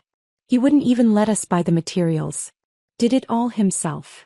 By noon I'd visited all 12 properties. Each one told the same story. A man who cared more about people than profit. Who kept rents affordable. Who fixed things himself. Who built community. Are we going to lose our homes? Maria had asked before I left her duplex. With your father gone, will someone sell these buildings? No, I told her firmly. Nothing changes. Everything stays exactly as Dad wanted. I didn't tell her I was now their landlord. That I owned these buildings, these addresses, this legacy. They'd find out soon enough. The last stop was 4th Street. The commercial property Dad had leased to Brian. The windows were dark, a for lease sign prominently displayed. The vape shop Brian had sublet to was gone, evicted weeks ago according to the timeline Eleanor had shown me. I sat in my car in that parking lot, staring at the empty storefront. Dad had given Brian this opportunity. Cut the rent by more than half. Believed in him when he'd had no reason to. And Brian had stolen from him. Lied to him. Used his generosity as another revenue stream while crying poverty at home. Whatever sympathy I'd been holding onto snapped in that moment. My phone rang at 2 p.m. Brian, his voice frantic and angry. Where the hell are you? I've been calling all day. At a coffee shop. Why? We need to talk. No. This is important. About what? His voice shifted, forcing calm. About the properties. I pulled your dad's will from county records. Did you know he owned 12 buildings? I knew he had some rental properties. Some? Jessica, we're talking about millions of dollars. And according to the will, it's all in your name. But we're married, which means... Which means what, Brian? Silence stretched. Then, which means it's marital property. We split it 50-50. That's how community property laws work in Oregon. I let the pause lengthen, listening to his breathing on the other end of the line. Is that why you served me divorce papers yesterday? At my father's funeral? So you could claim half of what he built. That's not, Jess, you're upset. You're not thinking clearly. Let's talk about this calmly. Come home so we can discuss this like adults. I'm not coming home. What do you mean you're not coming home? I mean I'm not living with you anymore. The divorce papers you made me sign? Consider them my agreement. We're done, Brian. Completely done. His voice rose, panic creeping in. You can't just... We need to settle the asset division. Your father's estate has to go through probate. I have rights as your spouse. I have legal claims. What rights, Brian? What claims? He hung up abruptly. 5 minutes later my phone rang again. Unknown number. I answered. Jessica, this is Vanessa Chin. I'm a real estate professional and a friend of Brian's. Her voice was smooth, practiced, like she'd done this kind of call 1,000 times. Brian's asked me to help facilitate discussions about property division. I think we should meet, perhaps with attorneys present, to ensure everything is handled fairly and professionally. I almost laughed. Is that right? I understand you're grieving. This is a difficult time. But financial matters can't wait indefinitely. These properties need proper management. Brian has expressed interest in taking over several units as part of his settlement share. Given his background, Brian has no settlement share. He has no claim to my father's estate. But thank you for the offer. I'm sorry, I don't think you understand the legal. I hung up. 30 seconds later Marcus called. They're rattled. Vanessa just called her attorney. I'm still monitoring her phone per the divorce discovery. She's trying to figure out how to claim the properties before you secure them. She used those exact words. She doesn't know about the trust yet. When will they find out? Brian's attorney will file the divorce petition tomorrow morning first thing. Standard procedure includes checking for marital assets, which means contacting the estate attorney of record. Eleanor's name is on every single property deed as the attorney who handled the transactions. Derek Phillips will call her by noon tomorrow. Maybe sooner. And then the trap snaps shut. Monday morning arrived cold and gray. I checked out of the hotel at 8 a.m., drove to Eleanor's office and found it already full of people. Eleanor sat at the head of the conference table. Marcus stood near the window. And a woman I didn't recognize occupied the chair beside Eleanor. 35, sharp eyes, expensive but practical suit. Jessica, this is Amanda Pierce, Eleanor said. She's a prosecutor with the district attorney's white-collar crime division. Marcus submitted his evidence early this morning. She has questions. Amanda shook my hand, her grip firm. Ms. Morrison, I've reviewed the surveillance recordings and financial documents Mr. Chen provided. The evidence suggests your husband and Vanessa Chen conspired to defraud you through identity theft, credit fraud, and potential exploitation of inheritance. I need to take your formal statement. I spent 2 hours recounting everything. The credit cards I'd never opened. Brian's lies about business ventures. The sublease fraud at 4th Street. The funeral papers. The conspiracy Marcus had recorded. Amanda took notes on a laptop, asked clarifying questions, occasionally stopped to verify details with Marcus. The identity theft alone is prosecutable, she said finally. Multiple counts given the number of fraudulent accounts. The conspiracy elements make it significantly more serious. If we can prove they discussed accelerating your father's death, even through creating stress, that crosses into territory that could carry major charges. What happens now? We open a formal criminal investigation. Subpoena financial records from the credit card companies. Interview witnesses. Build the case methodically. This takes time, but the evidence Mr. Chen provided is unusually strong. Recorded conversations of the defendants discussing the crime in detail. That's rare. Eleanor's phone rang at 11:30 a.m. She glanced at the caller ID, smiled slightly. Right on schedule. Derek Phillips, Brian's divorce attorney. She put it on speaker. Eleanor Hartwell. Ms. Hartwell, Derek Phillips here. I represent Brian Morrison in a divorce matter involving your client Jessica Morrison. I'm calling regarding asset disclosure. County records show you as attorney of record for several properties owned by Mrs. Morrison's late father, Jason Hart. We need complete documentation for marital asset division purposes. Those properties are not marital assets, Mr. Phillips. With all due respect, Ms. Hartwell, anything inherited during marriage is subject to division under Oregon community property law. Not when held in an irrevocable trust established prior to the decedent's death with specific exclusions for spousal claims, Mr. Phillips. Jason Hart created a comprehensive trust structure transferring all assets to his daughter 3 days before his death. The trust documents explicitly state that under no circumstances can a spouse claim any portion of the corpus, income, appreciation, or associated benefits. I'll email you the relevant sections within the hour. Silence on the line. Long enough that I thought he'd hung up. Then, that's highly unusual timing.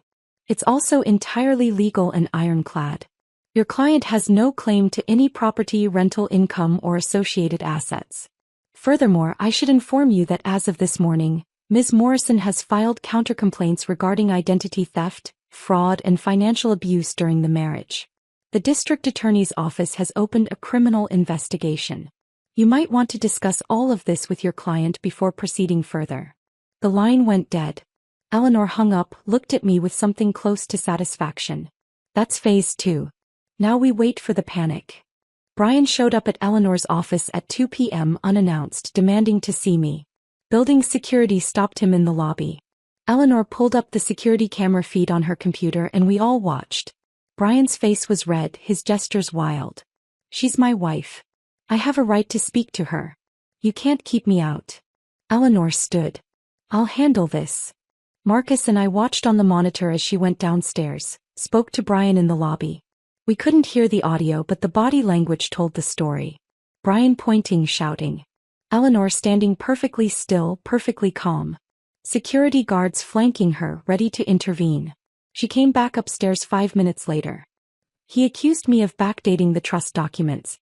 Said he'd prove fraud. I informed him the trust was executed Wednesday, witnessed by 3 people including a notary public, recorded with video testimony, and filed with the county Thursday morning before his father-in-law's death. Public record, fully documented, entirely legal. Marcus rewound the security footage, turned up the audio. We listened to Brian's voice, increasingly desperate. This is because of Vanessa. She told me this would be easy. She said. He'd stopped himself, but not soon enough. He just confirmed conspiracy on camera, Marcus said. That recording goes straight to Amanda. I sat there watching my husband, my soon-to-be ex-husband, unravel on a security monitor and felt absolutely nothing. No satisfaction. No guilt. Just a hollow emptiness where 7 years of marriage used to be. What does he do now? I asked. Eleanor pulled out her calendar, made a few notes. He'll call Vanessa, panic together, probably hire a criminal defense attorney who'll tell them they're in serious trouble.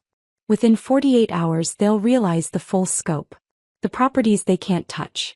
The evidence they didn't know existed. The legal walls closing in from multiple directions. And then, Marcus answered, his voice quiet with certainty. Then they turn on each other. It's what people like them always do. Vanessa will blame Brian, claim he misled her about the inheritance value. Brian will blame Vanessa, say she manipulated him into the fraud. They'll both try to cut deals with the prosecutor, throw the other person under the bus to save themselves. Predictable as sunrise. I thought about Dad's letter. About the trap he'd built in 72 hours. About how he'd known exactly how this would unfold. My father was a genius. Eleanor shook her head slightly. Your father was a man who loved his daughter and refused to let her be destroyed. The genius was in the preparation. The love was in the protection. Tuesday morning, Marcus called before I'd even finished my coffee. Can you come to my office? There's more you need to know about Vanessa. A lot more. I arrived an hour later to find his desk even more cluttered than before. Folders stacked everywhere, each one labeled with dates, locations, names I didn't recognize. He gestured for me to sit, then spread the folders out like he was laying out a timeline. I've been investigating Vanessa for 8 months. What I showed you Friday was just the surface. Enough to help your father build his case. But Jessica, your husband wasn't Vanessa's first target. He wasn't even her second or third. Brian was number 4. He opened the first folder.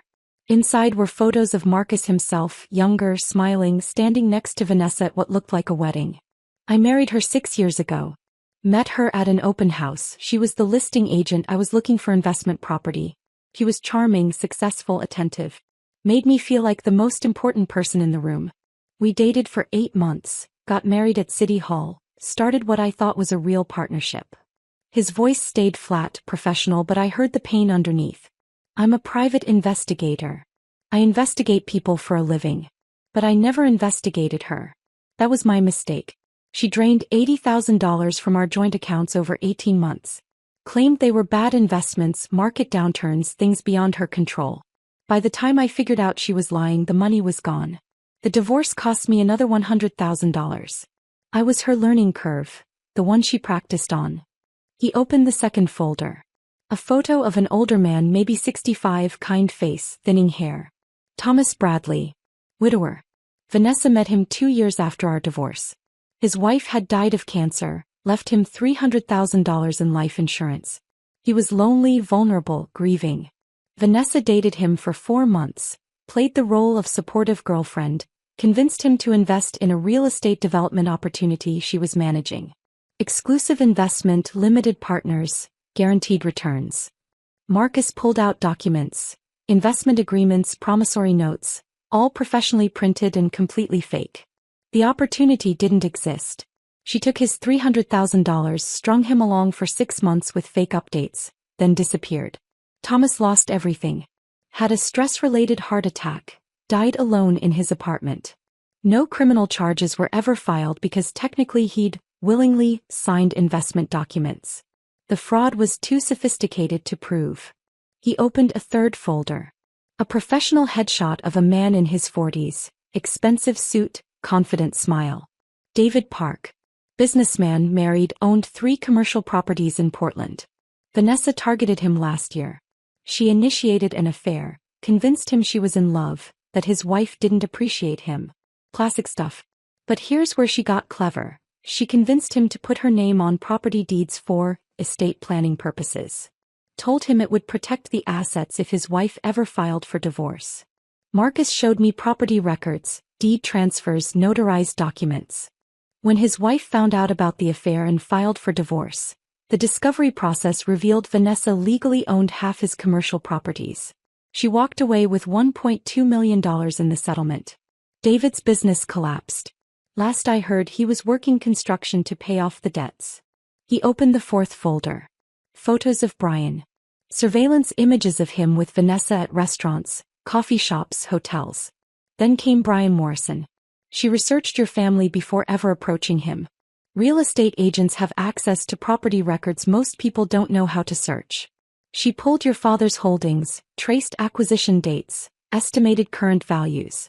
She knew you were sitting on millions before Brian did. Before you did. Marcus pulled up a timeline on his laptop, color-coded entries showing Vanessa's movements over 18 months. She cultivated Brian deliberately. Showed up at the same coffee shop he frequented. Randomly, attended the same networking events. Made it seem like fate. By the time they started the affair, she'd already done complete financial background checks on both of you. I stared at the folders, the pattern sickeningly clear. Why hasn't she been arrested? For victims, millions stolen, and she's just walking around free. Because she's careful. Everything looks consensual. Bad investments that victims agreed to. Estate planning that victims requested. Relationship drama that's messy but not illegal. By the time victims realize what happened, she's moved on to the next target. Evidence is scattered. Jurisdictions don't talk to each other. And men like Thomas and David were too embarrassed to push for prosecution. He pulled out the thickest folder, this one with my name on the tab. But the recordings I've collected over the past 3 months change everything. They document Vanessa planning crimes before committing them. Instructing Brian on how to commit identity theft. Discussing ways to accelerate your father's death through stress. Bragging about previous victims. It's all there in her own words. You recorded her for months? I had to. She destroyed my life, destroyed 3 other men that I know of, probably more I haven't found yet. When I saw her with Brian, saw the pattern starting again, I knew I had to act. I couldn't let her destroy another family. His voice cracked slightly for the first time. Sending that photo to your father was my Hail Mary. I didn't know if he'd respond, if he'd believe it, if he'd do anything about it. I definitely didn't know he'd move so fast, build such a comprehensive legal defense in 72 hours. But I'm glad he did. He saved you from something that would have destroyed you. Amanda Pierce arrived at Marcus's office around 11 a.m. with news that made the situation even more twisted. We subpoenaed Vanessa Chen's medical records this morning as part of the fraud investigation, she said, opening her laptop. Jessica, there's something you need to know. Something Brian definitely doesn't know. She turned the screen toward me. Medical records from a gynecologist's office. Vanessa claimed to Brian she was 8 weeks pregnant. That was the pressure point. The reason he needed to leave you immediately, serve the divorce papers, secure his share of your inheritance before the baby arrived. Brian mentioned it to his attorney mentioned it in a preliminary filing. That's how we knew to look. Amanda scrolled through the records. According to her gynecologist's files, Vanessa had a bilateral tubal ligation 4 years ago. That's voluntary permanent sterilization. She cannot get pregnant.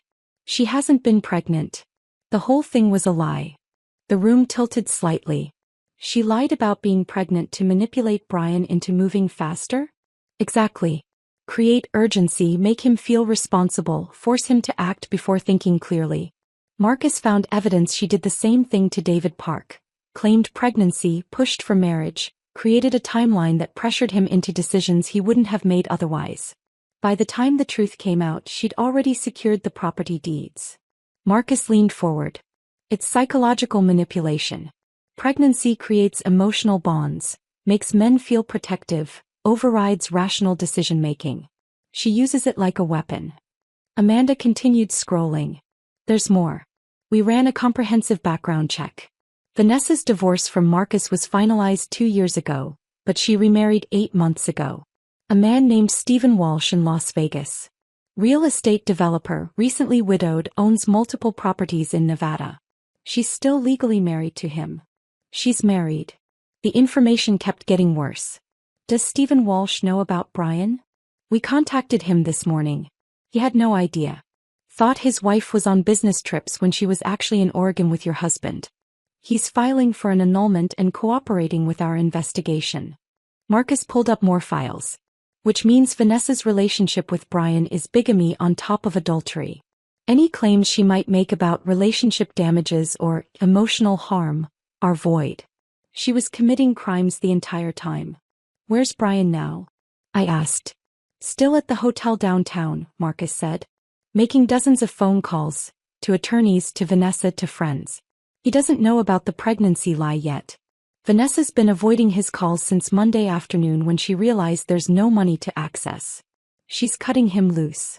Of course she is. He's useless to her now. Amanda closed her laptop. We're building criminal cases against both of them, but Vanessa's the primary target. She's the architect, the planner, the one with the pattern of behavior. Brian's the tool she used. That doesn't excuse what he did, but legally the conspiracy charges will stick much harder to her. I thought about Brian, manipulated into manipulating me, both villain and victim of the same woman. What happens to him? That depends on his cooperation, Amanda said. If he provides testimony against Vanessa, details about her planning and instructions, we might recommend reduced charges. Maybe probation instead of prison time. If he refuses to cooperate, he faces the full weight of identity theft, fraud, and conspiracy charges alone. Could be 5 to 7 years. He won't cooperate, I said quietly. He's too proud to admit he was played. He'll convince himself it was all his idea, that he was in control the whole time. Then he'll go to prison, Marcus said simply. That afternoon Maria called. Jessica, we're organizing a meeting tonight at the Morrison Street community room. All of your father's tenants.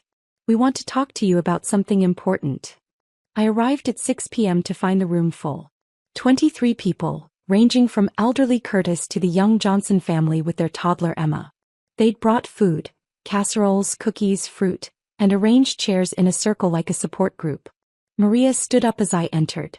We know you're going through something terrible. We know about the divorce, about the man your father tried to warn you about. We wanted you to know, we're here for you. Whatever you need, however we can help. Curtis stood next, his voice gruff but warm. Your daddy took care of us for decades. Never raised rent unfairly. Fixed things himself to keep costs down. Treated us like family, not tenants. Now it's our turn. We take care of Jason's daughter. That's how family works. The Johnsons spoke next. We've been documenting everything at the 4th Street property. The vape shop Brian allowed, the lease violations, the problems he caused. We've got photos, dates, witness statements from neighboring businesses. Whatever you need for the legal case, we've got it. One by one, tenants shared stories I'd never heard. Dad helping families through job losses.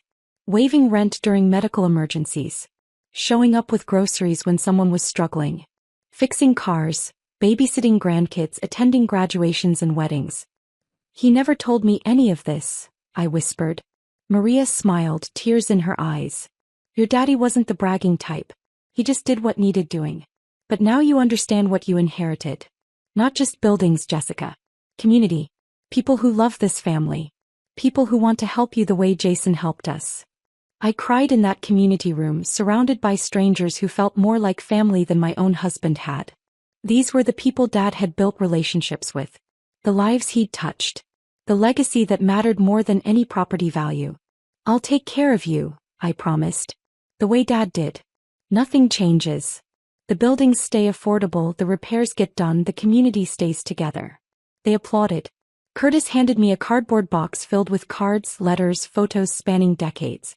For when you doubt yourself, he said. For when you forget who your daddy was and who raised you. Remember this. Remember us. Wednesday evening, I was back at the hotel when someone knocked on my door at 9 p.m. I looked through the peephole. Brian looking terrible. Unshaven, red eyes, wrinkled clothes like he'd slept in them. I opened the door with the chains still on. What do you want, Brian? Please. Just 5 minutes. I need to talk to you. Against my better judgment, I let him in. He sat on the edge of the bed, head in his hands, the picture of defeat. I messed up. I know I messed up. Vanessa played me. The pregnancy was fake. Did you know that? I know. She's not answering my calls. Her attorney sent me a cease and desist letter. She's claiming I harassed her, that the fraud was all my idea, that she's a victim. She's throwing me completely under the bus. I sat in the chair by the window, keeping distance between us. What did you expect? I don't know. I thought. He looked up, and for a brief moment I saw the man I'd married 7 years ago. Young, hopeful, full of dreams that never materialized. I thought your dad's money would fix everything. My failures, our problems, all of it. I thought if I could just access those properties, I could turn my life around, prove I wasn't worthless. So you committed fraud. Served me divorce papers at my father's funeral. Conspired with your mistress to steal my inheritance. When you say it like that. That's what you did, Brian. He started pacing. I know I can't fix this. I know you hate me. But Jess, they're going to arrest me.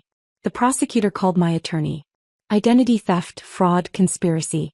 I could go to prison for years. You should have thought about that before opening credit cards in my name. I'm sorry. I'm so sorry. If I could take it back. But you can't. Sorry doesn't fix anything. He moved toward me, desperate. What if I testify against Vanessa? Give them everything she said, everything she planned? Will that help? Will you ask them to go easier on me? I looked at this man I'd shared 7 years with and felt nothing but tired. I'm not asking anyone to do anything for you, Brian. You made your choices. Now face the consequences. So that's it? You're just going to let me go to prison? I'm going to let the justice system do its job. He left without another word. I locked the door, feeling nothing. No satisfaction, no sadness. Just relief that it was finally over. Marcus called minutes later. Brian just left. Did he threaten you? No. He begged. It was pathetic. Good. Hotel security recorded the conversation. Hallway camera caught audio. He admitted to the fraud, admitted Vanessa manipulated him. Amanda will use that. I hung up and opened my laptop. Started researching property management courses, tenant rights laws, everything I'd need to know to run Dad's empire properly. The revenge was working. But that wasn't enough anymore. I had a legacy to build. Thursday morning, I was at a coffee shop near the hotel researching nonprofit incorporation procedures when Amanda called. We're moving forward. Arrest warrants signed this morning for both Brian Morrison and Vanessa Chin. Brian will be picked up this afternoon at his hotel.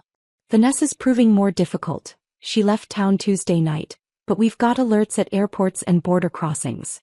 We'll find her. My coffee went cold in my hands. This was really happening. When will I know? You'll know. Trust me, you'll know. By 3 p.m. my phone started buzzing nonstop. Text messages from people I barely knew. Missed calls from numbers I didn't recognize. I finally answered one. Sharon from the hospital billing department. Jessica. Oh my God, are you okay? It's all over the news. Your husband was arrested.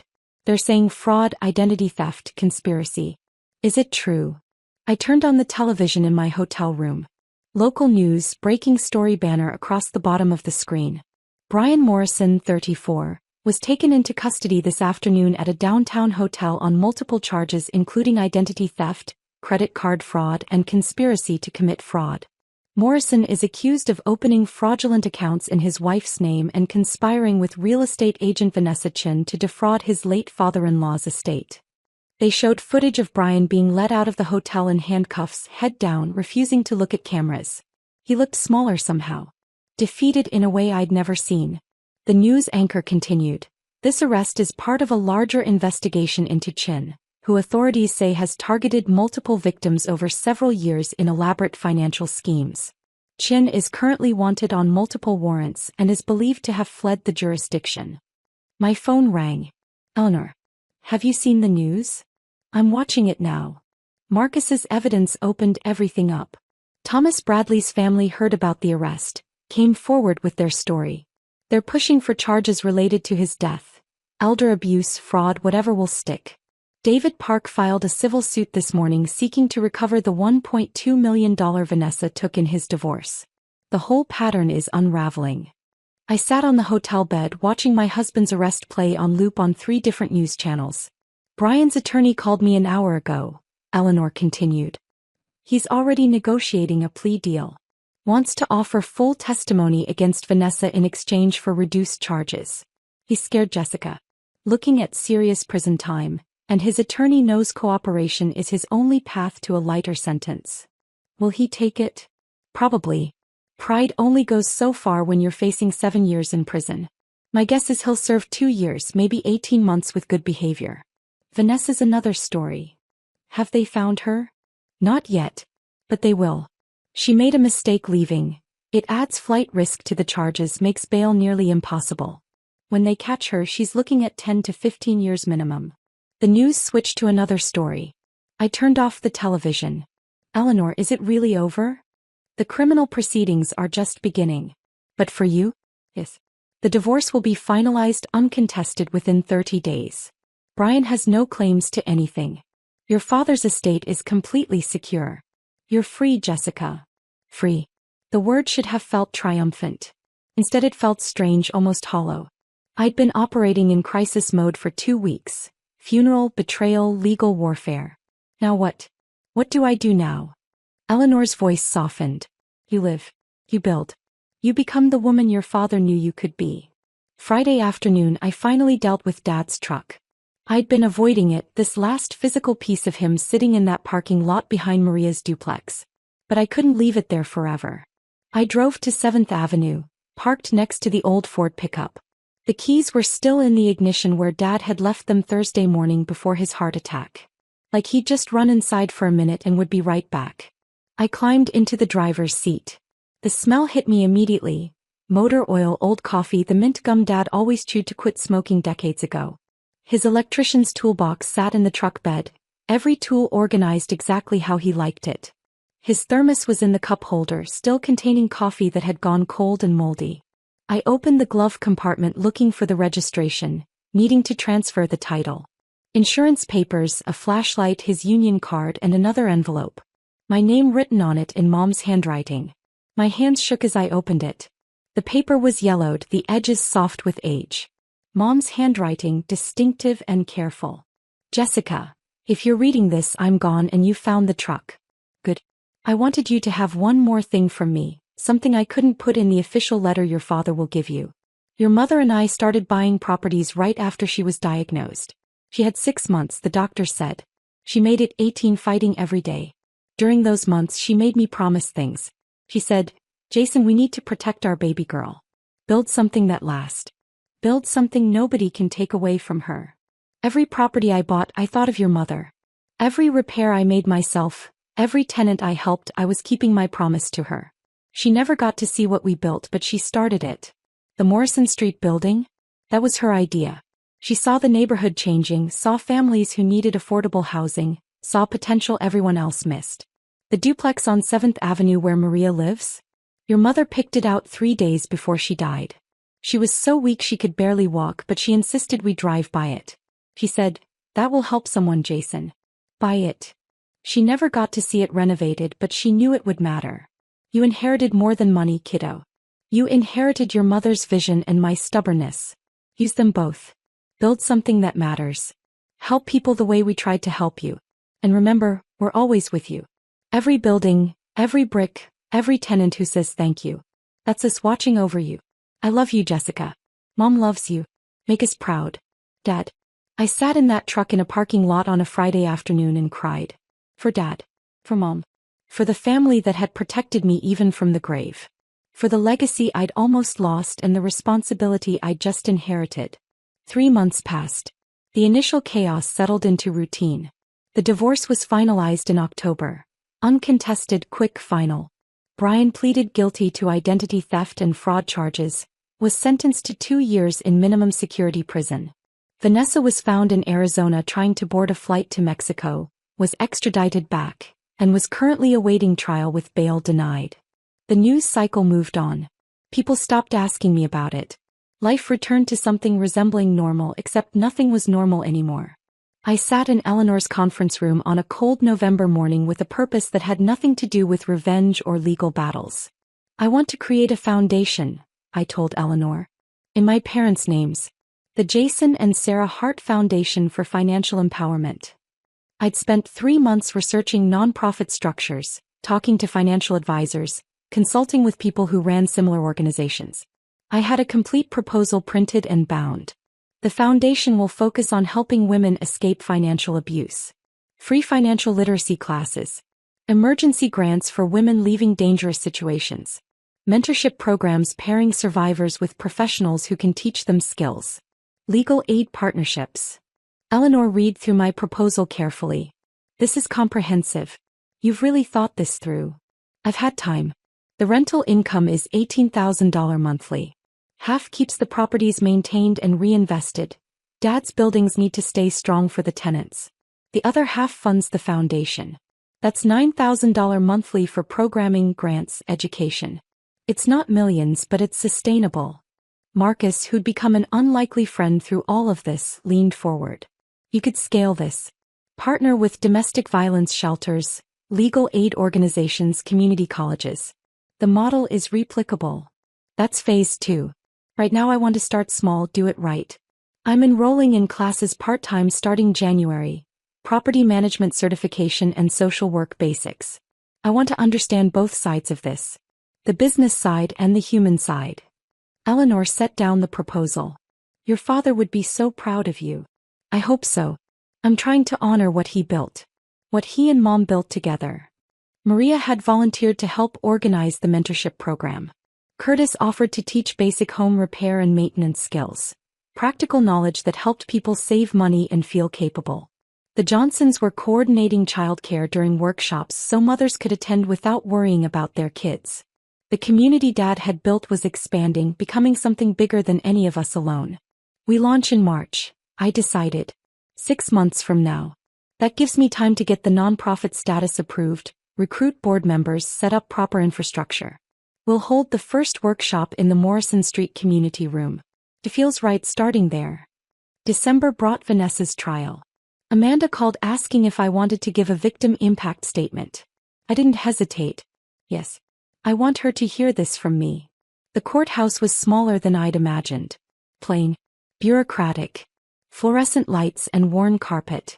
Vanessa sat at the defendant's table in an orange jumpsuit, her blonde hair pulled back in a simple ponytail, no makeup, looking ordinary in a way that felt almost offensive given the damage she'd caused. When the judge called my name, I walked to the podium. Looked directly at Vanessa. I don't hate you, I began. I probably should, but I don't. You tried to destroy my life. Manipulated my husband. Researched my family like we were marks instead of people. Planned and schemed and lied for 18 months. But here's what you didn't understand. You can't steal what matters most. Vanessa's eyes met mine. Still cold. Still calculating. Even now looking for angles. My father built an empire, yes. But it wasn't the buildings or the money or the rental income. It was the relationships. The tenants who loved him. The community that rallied around me when everything fell apart. The values he taught me. You can't steal that. You can't manipulate that. You can't forge documents to take that away. I pulled out a photo I'd brought. Dad in his work clothes, smiling, standing in front of the Morrison Street building. Held it up so the judge could see. This is Jason Hart. Electrician. Landlord. Father. The man you tried to profit from by destroying his daughter. You failed. Because men like my father build things that last longer than your schemes, stronger than your lies, deeper than your greed. I looked at the judge now instead of Vanessa. Vanessa Chin is very good at what she does. She's ruined lives, destroyed families, stolen futures. She'll do it again if given the chance. I'm not asking for revenge. I'm asking for protection. Protect the next woman she'd target. The next family she'd research. The next victim she'd manipulate. Maximum sentence. Please. I sat down. Vanessa's attorney stood, argued for leniency. Claimed his client had been abused herself, was a victim of her own circumstances, deserved compassion. The judge listened impassively, then delivered the sentence.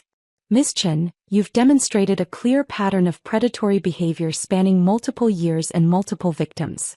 You've shown no remorse, no acceptance of responsibility, no indication you would behave differently if released. You are a danger to vulnerable people.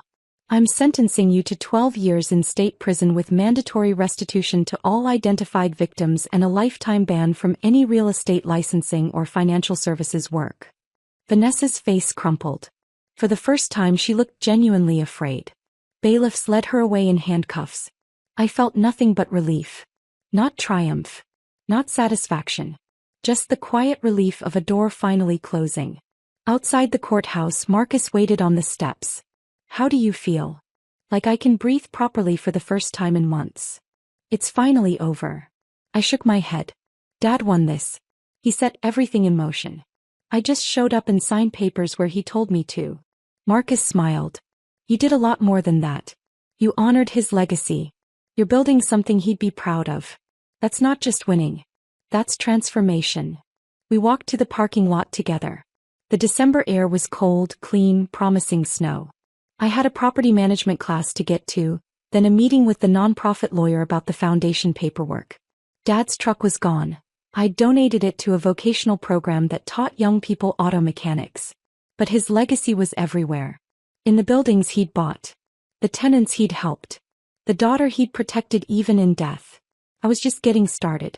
6 months after Vanessa's sentencing, I stood at the front of the Morrison Street community room watching 40 women file in for the first workshop of the Jason and Sarah Hart Foundation. They came in slowly, hesitantly. Some brought children who immediately gravitated toward the play area the Johnsons had set up. Some brought friends for moral support. A few came alone, sitting in the back, arms crossed defensively like they expected judgment. I recognized that posture. I'd worn it myself not that long ago. Maria stood beside me, greeting people as they entered.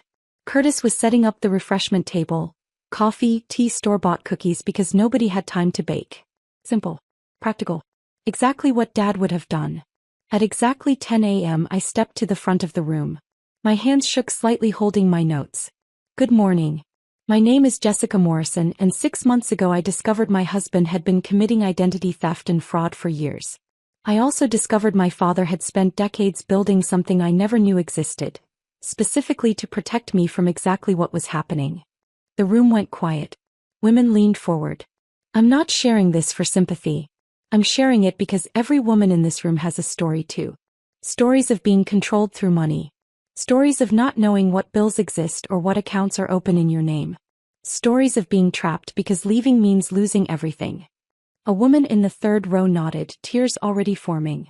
"This foundation exists because my father believed in building things that last. He believed in protecting family. He believed that knowledge is power and community is survival. Today we start learning together." The workshop covered basics I wish someone had taught me years ago. How to check credit reports. How to recognize financial red flags in relationships. How to understand asset protection and build savings even on minimum wage. How to document financial abuse. How to leave safely. Maria co-taught, sharing her own story of divorce 19 years ago. How Dad had given her housing when she had nothing. How she'd rebuilt slowly, carefully, one paycheck at a time. Curtis taught a session on basic home maintenance. How to fix a leaky faucet, change air filters, handle minor repairs.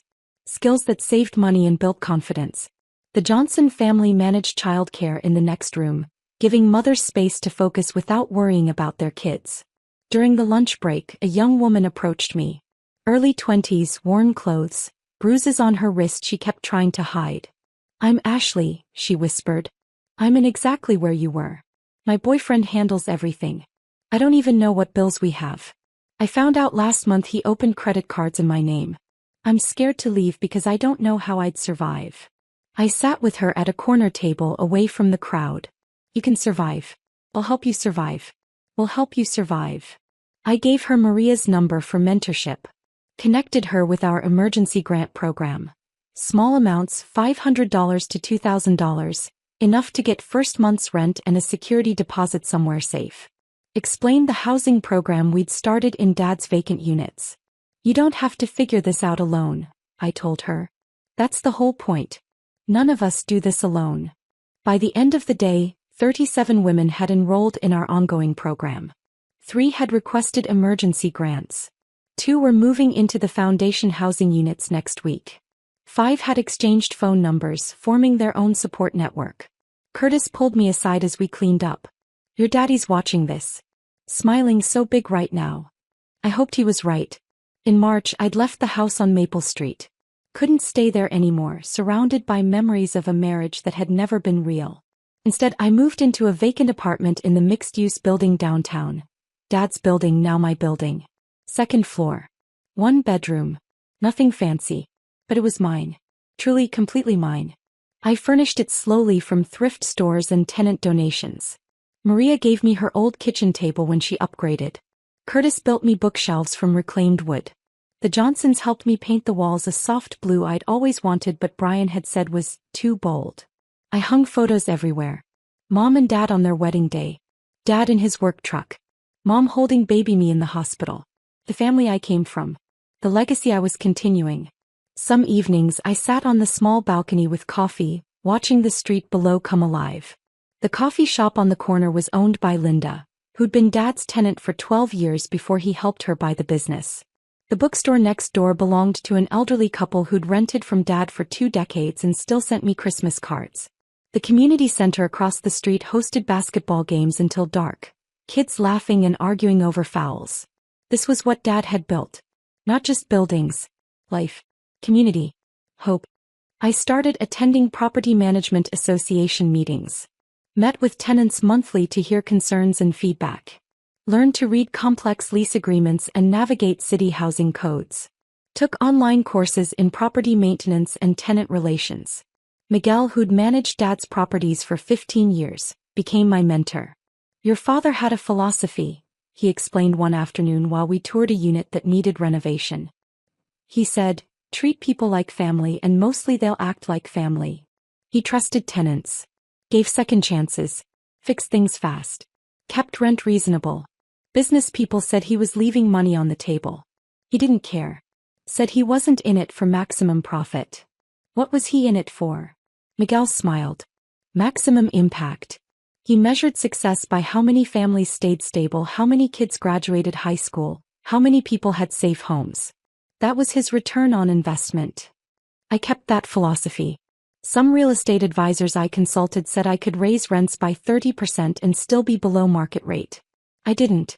Dad's tenants had been paying the same reasonable rates for years. That wasn't changing. By summer, I'd renovated 2 vacant units specifically for foundation participants leaving abuse. Furnished them with donated furniture. Included utilities. Gave women 6 months free to get back on their feet. Maria managed the program. 3 women had already moved in and were rebuilding their lives. In July, Eleanor forwarded me a letter from Central State Correctional Facility. Brian's handwriting on the envelope. I almost threw it away. Stood over the trash can in my apartment holding it, debating. Then I made coffee, sat on my balcony and opened it. "Jessica, I don't expect you to respond. I don't expect forgiveness. My therapist here says I need to take accountability. He's right. I was a terrible husband. Selfish. Delusional. Pooh. I blamed everyone, your dad, you, the economy, bad luck. Never myself. I married you because I knew your dad had money. That's the truth. I thought I loved you, but really I loved what you represented. Security. Potential inheritance. An easy path to success I hadn't earned. When Vanessa showed me how much your dad really had, I stopped seeing you as a person. You became an obstacle between me and money I felt entitled to. I'm sorry. You deserved a real partner. Someone who supported you, appreciated you, protected you. I was none of those things. Your father saw through me from day one. I resented him for it instead of trying to prove him wrong. Prison gives you time to think. To see clearly. You were the best thing in my life and I destroyed it chasing money that was never mine to claim. I heard about your foundation. About how you're helping women escape situations like the one Vanessa and I created for you. I'm proud of you. I know I have no right to be, but I am. You're everything I pretended to be, strong, purposeful, building something real. I have 18 months left. When I get out, I'm leaving town. Starting over somewhere nobody knows me. I owe you that. A clean break. I'm sorry. I wish I could take it back. I can't. But I can make sure you never have to see me again. Be happy, Jess. You earned it. Brian. I read it twice. Then I filed it in a folder with all the other documents from that nightmare time. Not forgiveness, but closure. He'd finally told the truth. That was something. The first anniversary of Dad's death fell on a Thursday, exactly like the day he died. I woke at dawn, drove to the cemetery where Mom and Dad were buried side by side. Simple headstones exactly as Dad had prearranged. No fuss. No drama. Just their names, dates, and the words, "Together always," on Mom's stone. I sat on the grass between them, morning sun warming my face. "Hey Dad." "Hey Mom." It's been a year. I updated them on everything. The foundation serving 60 women now. The properties thriving, every tenant current on rent. The community growing stronger. My classes. Halfway through property management certification, planning to start social work courses in the spring. I think I'm okay now. Took a while. I was angry for months. Angry at Brian for betraying me. Angry at Vanessa for targeting us. Angry at you, Dad, for dying and leaving me to handle everything alone. But I'm not angry anymore. I'm grateful. I pulled out Dad's letters, both of them worn soft from rereading. He knew. Somehow you knew you were dying. Knew what Brian was planning. Knew exactly what I'd need. You gave me money, yes. But more than that, you gave me purpose. A reason to build something that matters. A robin landed on Mom's headstone, red chest bright against gray granite. Mom, I wish I remembered you better. I was so young when you died. But Dad kept you alive in everything he did. Every property choice, every tenant relationship, every careful financial decision. That was you working through him. And now it's both of you working through me. I stayed an hour talking to stones and birds, feeling their presence in a way I couldn't explain. Then I drove to Pete's Breakfast Corner. Sat in the same booth where Dad had told me to meet Eleanor a year ago. Ordered the lumberjack special he always got. The waitress remembered. Your father was the best customer we ever had. Always knew everyone's names. Best tipper too. I left a $50 tip on a $12 meal. What Dad would have done. That evening, the foundation held our one-year celebration. 60 people packed the Morrison Street community room. Current participants, graduates of the program, volunteers, donors, tenants, community members. Maria spoke about lives transformed. Curtis talked about Dad's legacy living on through service. The Johnsons shared how their family had found purpose helping others. Then Ashley stood up. The young woman from our first workshop. A year ago I was trapped. Broke. Convinced I couldn't survive alone. Her voice shook but held strong. Jessica and this foundation gave me a path out. Emergency grant for apartment deposit. Maria mentoring me through budgeting. Curtis teaching me to change my own oil so I wasn't dependent on my ex for car maintenance. She paused, wiping tears. I finished medical billing certification. Got hired at Memorial Hospital, actually working in Jessica's old department. I'm supporting myself now.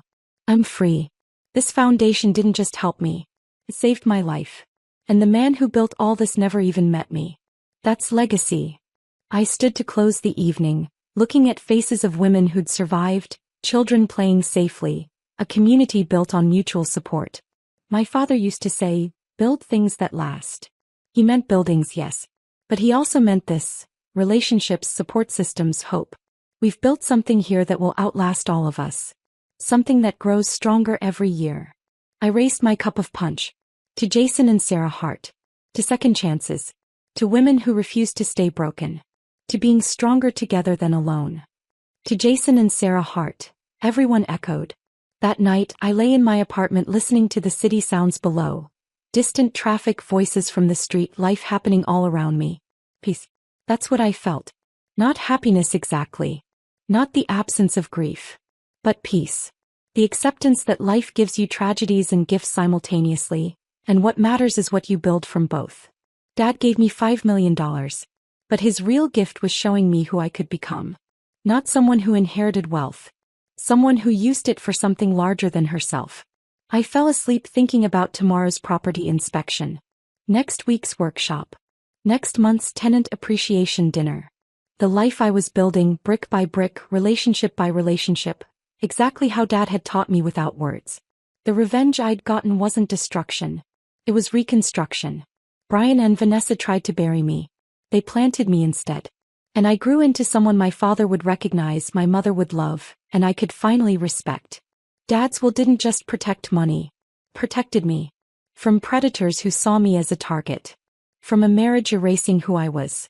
From a life too small for who I was meant to become. His final gift wasn't buildings or rental income or legal documents. It was permission to become myself. And I was just getting started. If this story of a father's final protection had you gripped from start to finish, hit that like button right now. My favorite part was when Jessica signed those divorce papers at the funeral, knowing Brian had already lost everything. What was your favorite moment? Drop it in the comments below. Don't miss more powerful stories of resilience and justice. Subscribe and hit that notification bell so you never miss an upload.